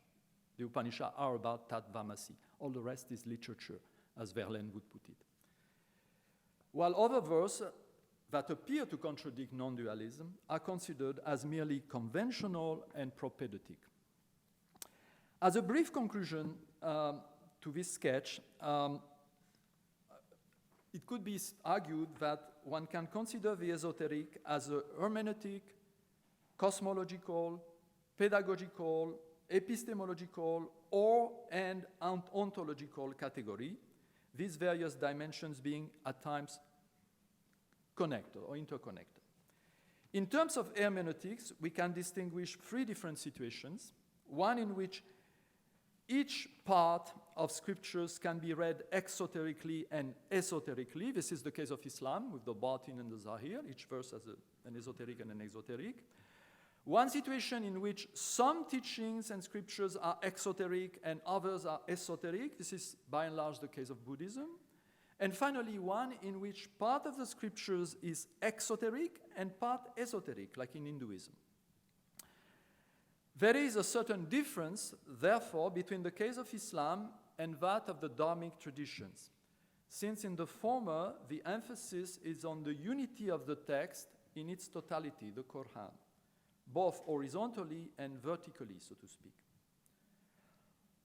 Ontologically, the esoteric may refer to a particular metaphysics and cosmology that is based on hierarchies of being and on correspondences, as it is most often the case in Sufism. We spoke about symbolism. One level of reality is a symbol of a higher one, for instance. It may also, the esoteric, simply refer to the revelation of or the access to ultimate reality as such. In Hindu Advaita, two cosmological narratives can run, therefore, parallel, the ontogenetic creationist account, and on the one hand, and the epistemological superimposition on the other hand. In Islam, the esoteric-exoteric polarity is both a matter of hermeneutics and cosmology. After all, the word ayat, most often translated as sign, is used both to refer to the verses of the book and to the phenomena of nature, and of course, of the soul also. In this regard, Ziyad al-Marsafi has argued, quote, that the opposition between zahir, batin, and exoteric, esoteric can be applied to anything, and indeed, it operates as a universal structural principle in numerous currents of Islamic thought, end of quote. This duality results from the levels of interpretation and contemplation of divine unity and divine revelation in the context of human and cosmic multiplicity. Thus, the exoteric-esoteric polarity translates or expresses the stratified way in which divine unity is reflected into multiplicity. The esoteric is therefore fundamentally a relative notion in this context. This might be related to the fact that Islam is a religion for all. In Buddhism, by contrast, the esoteric is mostly a pedagogical and methodical category. In Advaita and in Hinduism in general, it is both an epistemological and a metaphysical notion. In both cases, Buddhism and Hinduism, however, the esoteric is intrinsically connected to radical non-duality and the challenges of its recognition.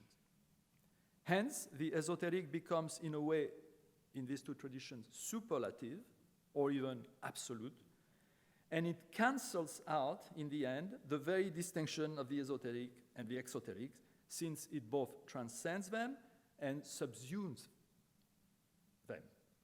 Thank you very much for your attention.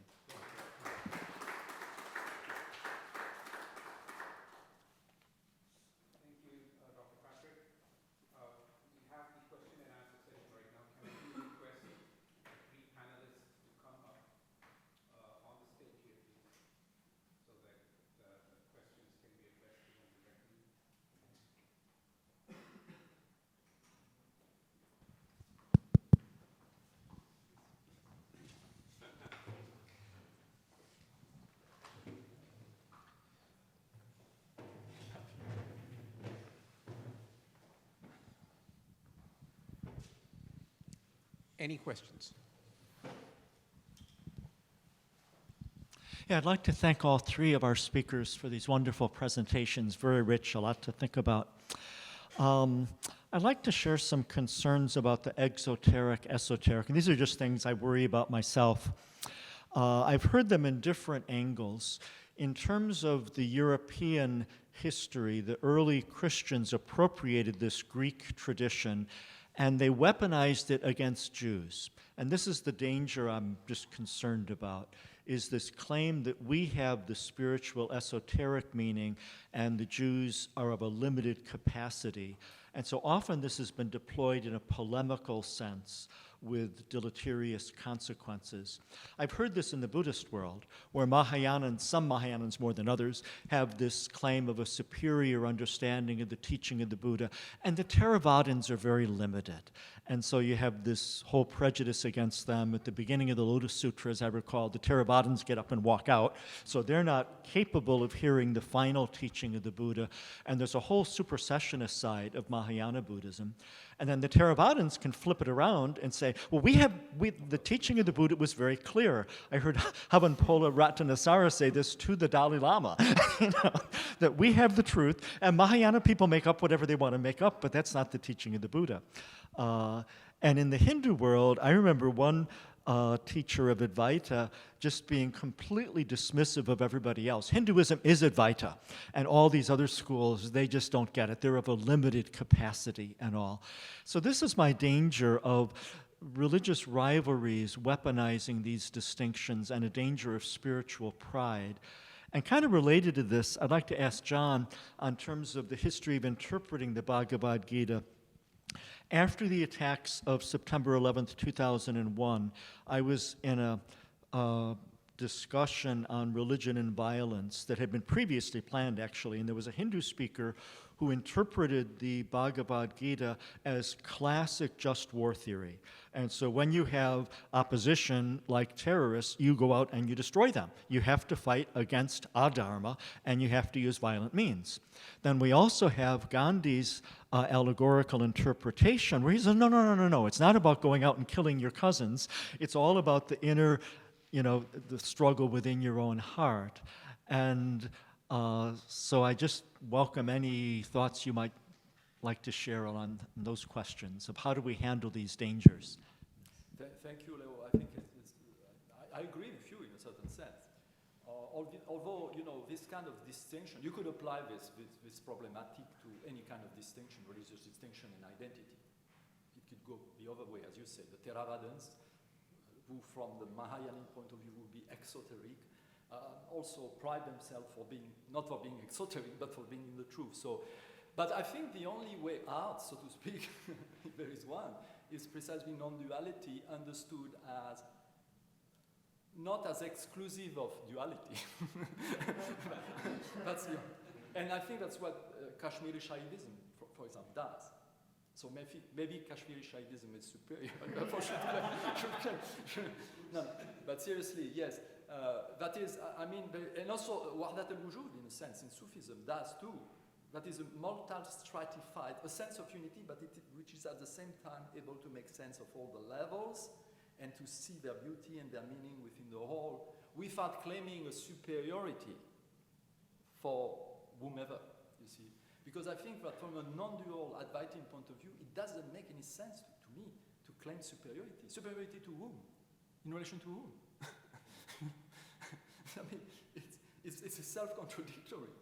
And we go back to Dr. Dheen earlier, it's the knowledge of God in us. It's not our knowledge anyway, it's Harif Billah, it's not knowing by God, not knowing God. The beautiful quote of Bistami earlier. I see the problem really, but first of all, I don't think it's specifically an esoteric problem, so to speak. And secondly, I think that if you really go to at least the essence, quote unquote, of esoteric Buddhism,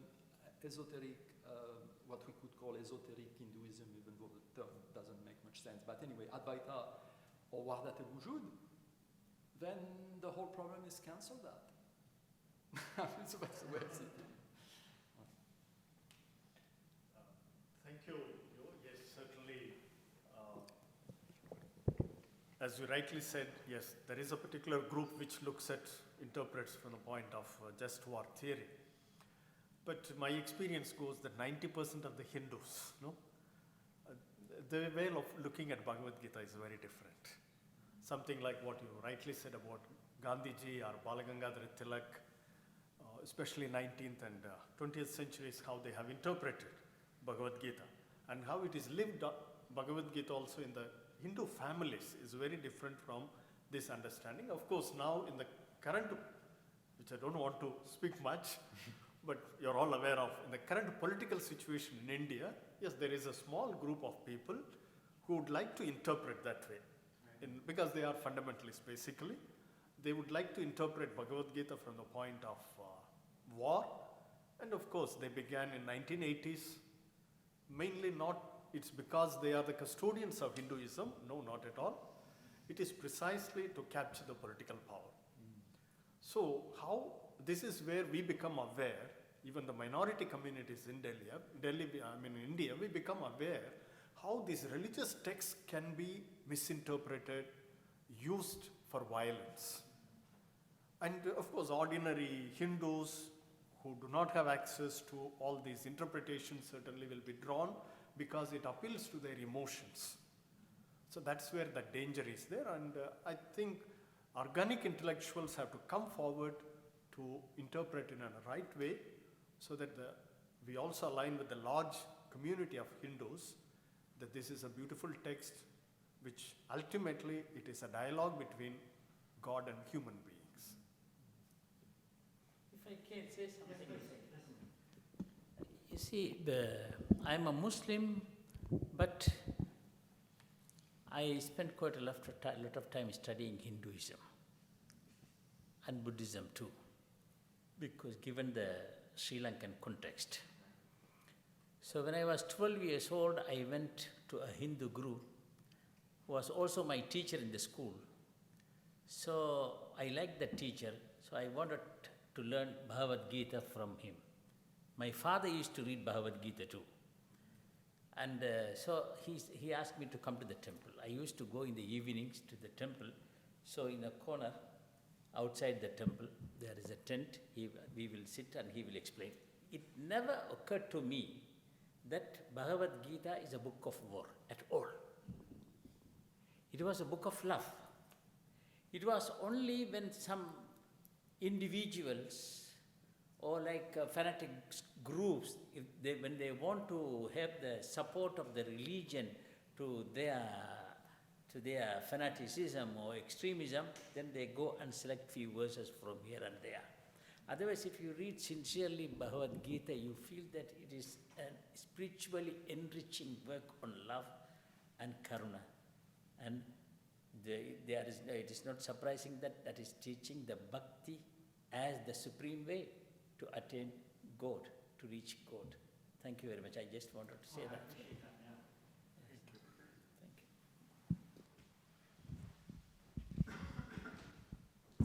Thanks, Leo. Thank you again to our panelists. Really thought-provoking, beautiful presentations.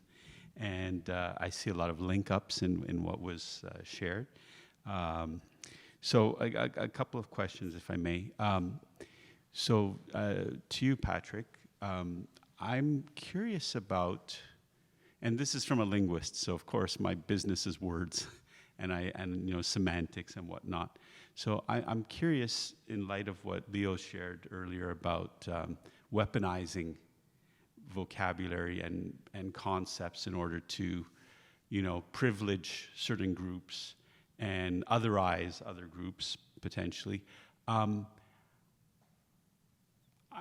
Two questions came for me. The one was whether or not it would be possible as a Westerner to take the terms that you used that emerged out of the Hindu tradition, the Buddhist tradition, like Mikyo, and then the Batin and the Zahir from Arabic, and see whether or not those terms could potentially be used to classify anything within quote unquote Western or European spirituality, whether that reverse exercise would be of any benefit. That's a question.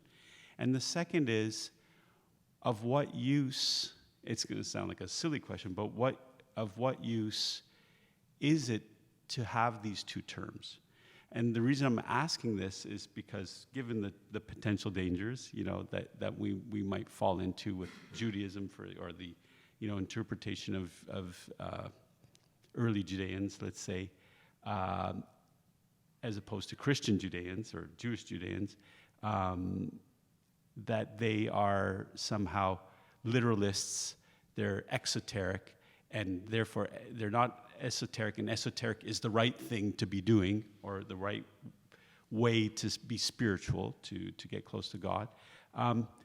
Do you see that these terms are potentially more hurtful than helpful?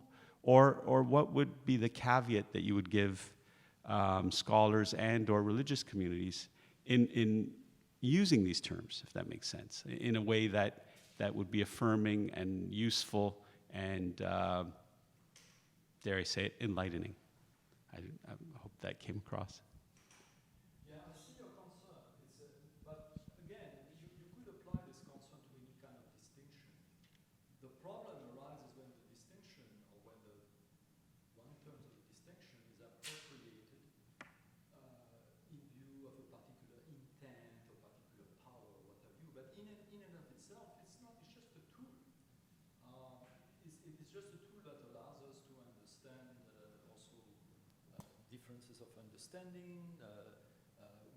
Thank you very much. We after all, we refer to deeper understanding, for example, to deeper compassion, to deeper, to all kinds of distinctions of the kind, which in and of themselves, they can be weaponized, they could be used, of course, but again, I think that there is also a positive aspect to the esoteric. It's a protective aspect. The gospel itself, in several places, refer to not giving the pearls to the swine and so forth. So it's the kind of expression that you find pretty much in all traditions in one way or another. And you could say, well, this is exclusive. This is derogatory. It's the swine's. Of course, it has been understood in different ways, but still, it refers to differences of understanding. So you could say, oh, it's terrible, it's exclusive, it's oppressive. Well, it's also protective from another point of view.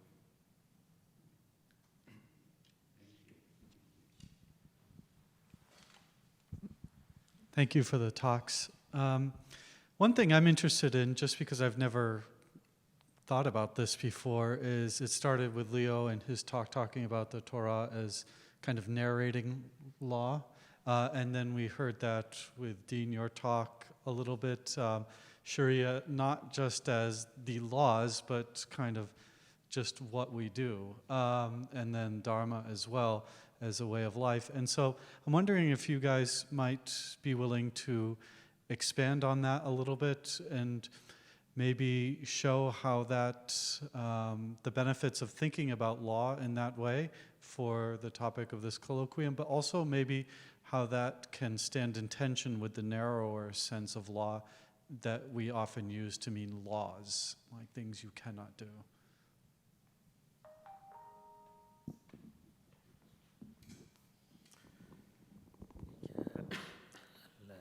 Thank you very much. This is very important question, and also give me some opportunity to explain more what I was trying to say in my presentation. As I told in the very beginning of my presentation, that Islamic history is in modern times a victim of misrepresentation, in modern time especially. And also it is a victim of misinterpretation by generations of Muslim thinkers and writers. They are the people responsible before the Orientalists to have this separation between law and spirit, or distortion of the concept of Sharia. Sharia is the way of life that is prescribed for the believer by Allah subhanahu wa ta'ala. It has its external and internal, or zahir and batin, or as my friend will prefer, esoteric, exoteric dimensions. It used to be like that in the first generation. When you see today, think of medical field, for instance. Think of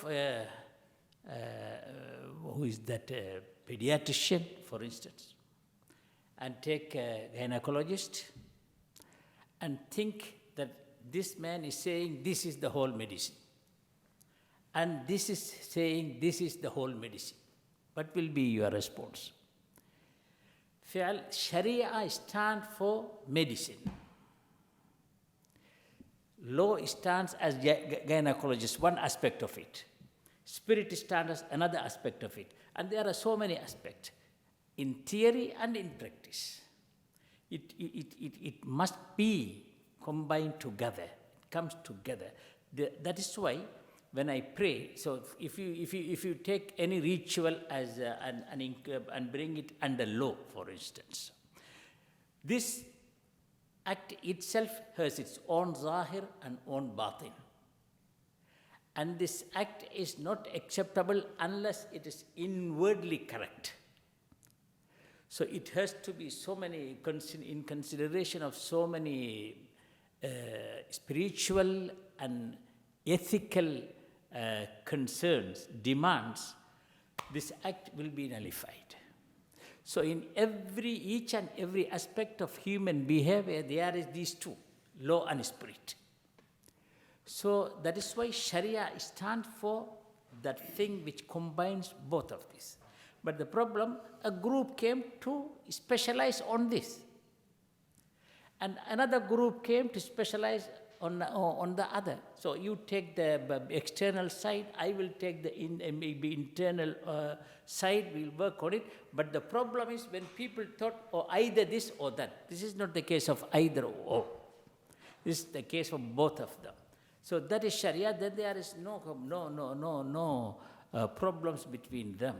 This is how I think in each religion I feel like this. Because I don't feel that even in Judaism, when they talk too much, some people concentrate on law and legalistic studies. I feel that it is wrong to do that. Because there is an internal or esoteric or spiritual aspect in that religion too. And it is not necessary to push Kabbalists, for instance, or Hasidis to an area far and keep us with Midrash and Talmudic teaching interpreted legally. I think that is wrong.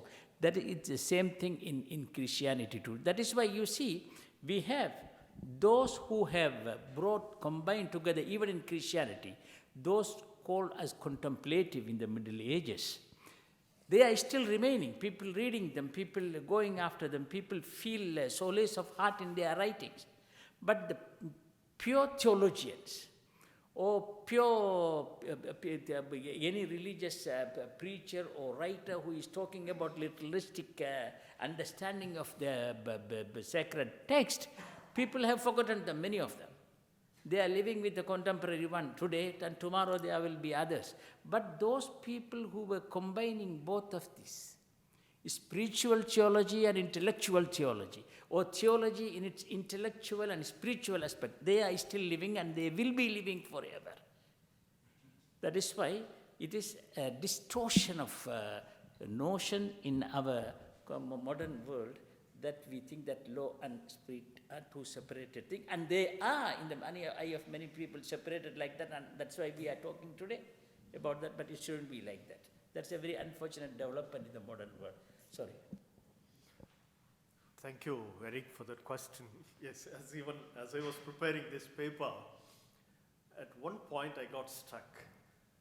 I said, am I using the category of the spirit, with my own background as a Christian, with the Christic sources? I felt, yes, at some point I'm moving in that direction.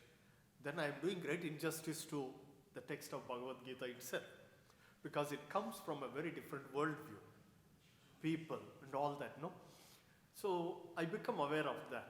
I think that's where when different traditions are there. I go by Annie Besant, founder of Theosophical Society, who rightly said, okay, in different contexts, for example, Jewish people were given the law, later Christians or Muslims.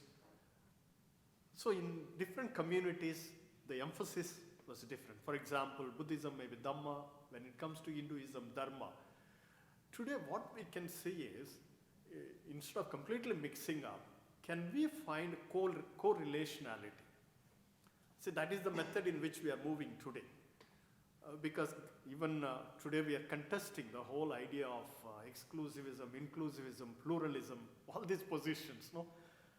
Whether can we correlate with our traditions, not trampling upon one over the other? So that is where I think we need to find these two. For example, as Christians we say, even the law, if you go by Horn and Gospel, the law came through Moses, but grace and truth came through Jesus Christ.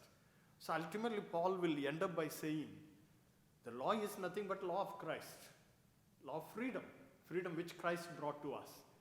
So we move in that direction in the Christian world, ultimately. That's where the difficulty comes, should we take up law or we find the law is nothing but in the person of Christ.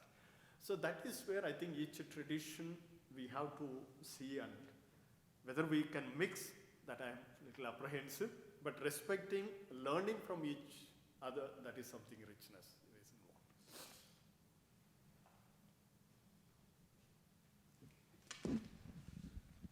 involved. I really appreciated what you just said there, John. And there are a couple of things. I use this analogy in the World Scriptures class that I teach at VCU, just across the campus here. I tell my students that if you learn a new language, even if your mother tongue, say, is Arabic, which it often is with our students, and say you went to learn English, French, Tamil, Hindi, Mandarin, Chinese, whatever it could be, do you then lose your first language? Or do you gain a perspective on your first language and appreciate the beauty of that language and what it can do, while also appreciating the uniqueness and the beauty of the new language? And they generally get that yes, I'm being enriched in some way. And for me, it's inspiring to hear our panelists move between traditions and weave, and not negating or ignoring differences, but actually pointing to them, and without judgment or blame, these are differences, And so I had a question actually for you, John, which really made me curious, and it's based on what we had discussed before your talk. So as a Christian, as a practicing Christian, how do you see the Bhagavad Gita? Do you see it as the Word of God,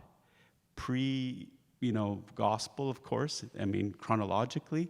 Or how, and I'm going back to this idea of wisdom, I think, that you were bringing up, this idea that there is wisdom, and, the shift, Vatican II, I believe, where we could look now at other traditions and not sort of, we have the truth and that's it, and there's nobody else in the room kind of thing. How do you relate to this?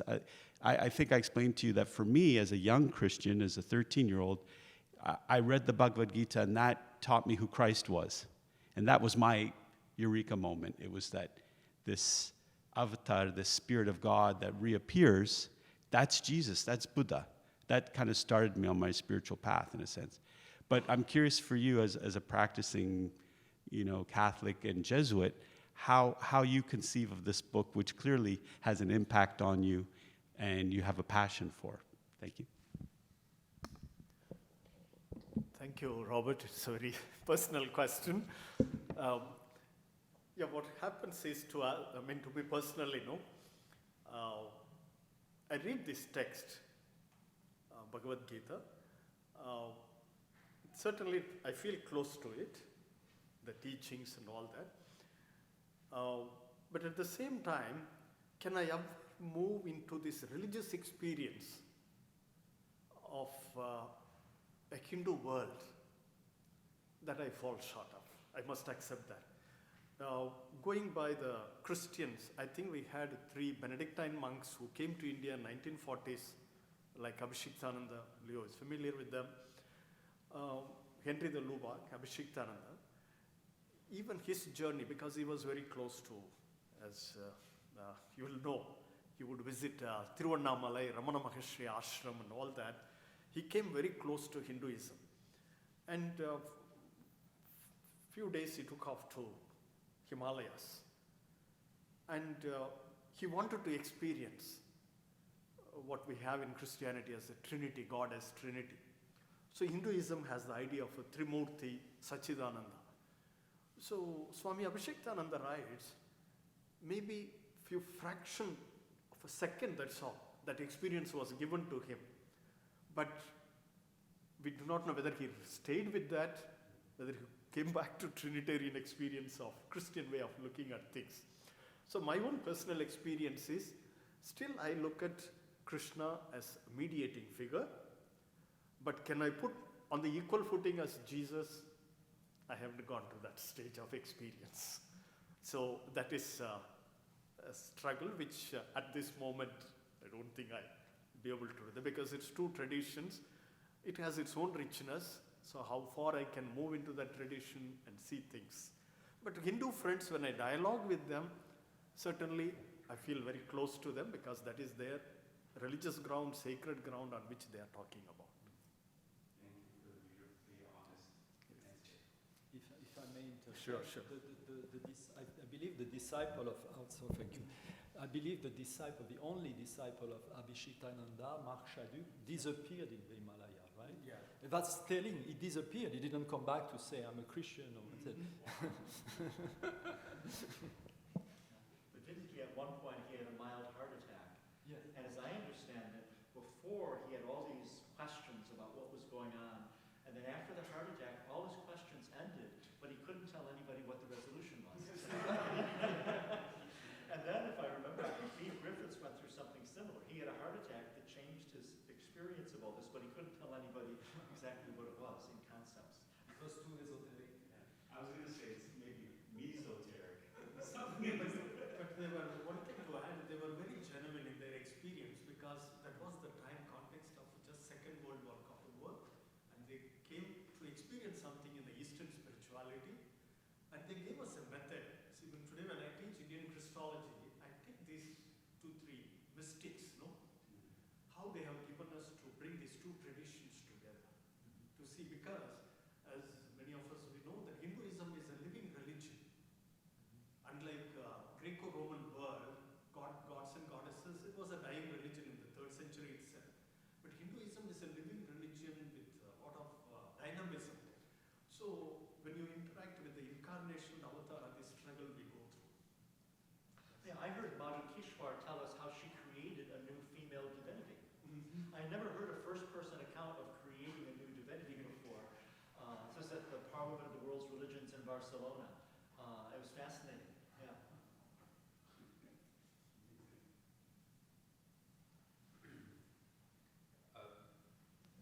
Thank you very much. This is a topic which I know many of us relish. It can go on, endlessly, and there's an end to everything except to the Almighty. So.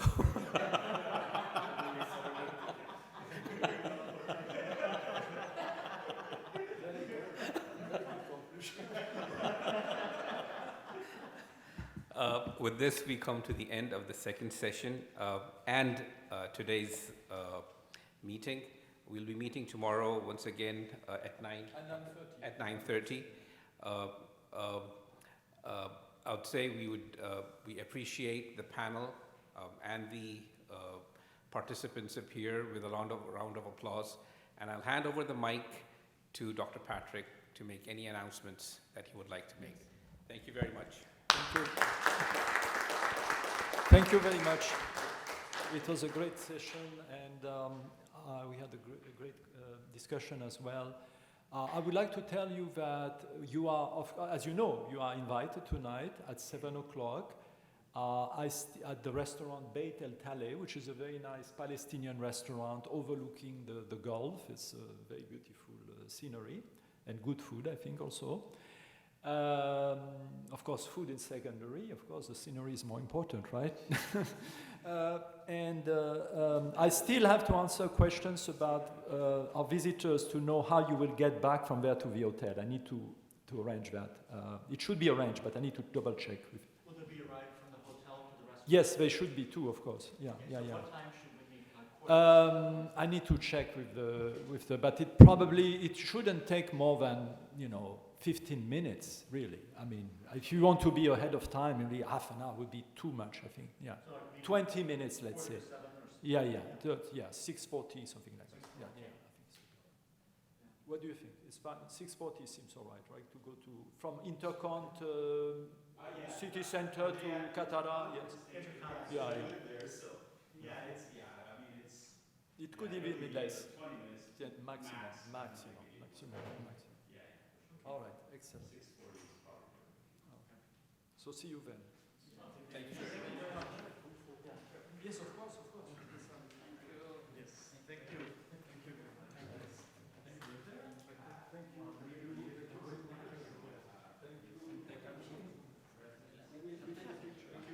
Yeah, thank you for the text of this too. Yeah, very good. Group photo we can have. All of us. Yeah. Tomorrow we don't know how many will be. Right. Thank you very much, Dheen. I enjoyed your talk very much. Yeah, thank you. Very, very good. Yeah. Remember this one guy you invited, he was so upset that another person, all of us, we will take consult in Dublin, Ireland. He was a UK person originally, but he was upset because Jude Law Fernandez was taking the Trinity College of Leo. the Hare Krishna group, the Krishna consciousness. Take the picture so you can get it. Oh, I'll be in there. I just wanted to get Leo's face, You want me in here too? Yes. and then I'll get nice group. Let me take a video. Say Jibin, Paneer. You come and give it to him, he will take. On three. Panir Kamande. 1, 2. Brie. Okay. Perfect. Thank you. I'll Give get it to him and you stand. Oh, he's Another recording us. Oh. Yes. We're going to have the bloopers after this.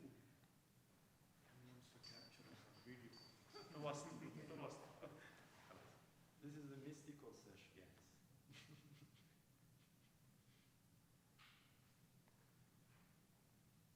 If we're in the photo, we're esoteric. And if we're outside, we're esoteric. If you can be seen. That's right.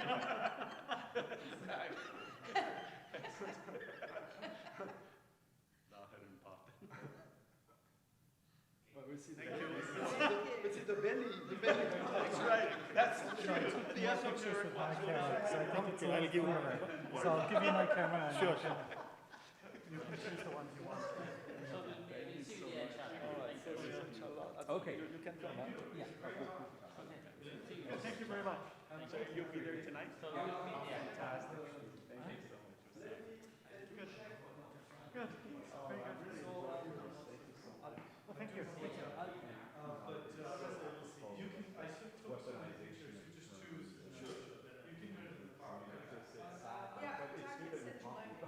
Oh, yeah. That's the awareness, right? Yeah. I'm trying to airdrop it. Oh, yeah. Do you have an iPhone? Yeah, many Eric is like, oh, we have, those guys are, or the They're of a limited capacity. That's one of those trigger things. What do you mean? You're of a limited capacity. I have the truth. Yeah. You're not well meaning, but you're limited. That's what, that's right. You mean well, but, but I mean, that's the. So many of us do This is that. part of the world, right? Yeah, I know that. They have that, there's that dichotomy, Are we moving down in the lobby? unless you're more literal. No, I think he's going to arrange the transportation before we leave. I have to Oh, sure. Every week.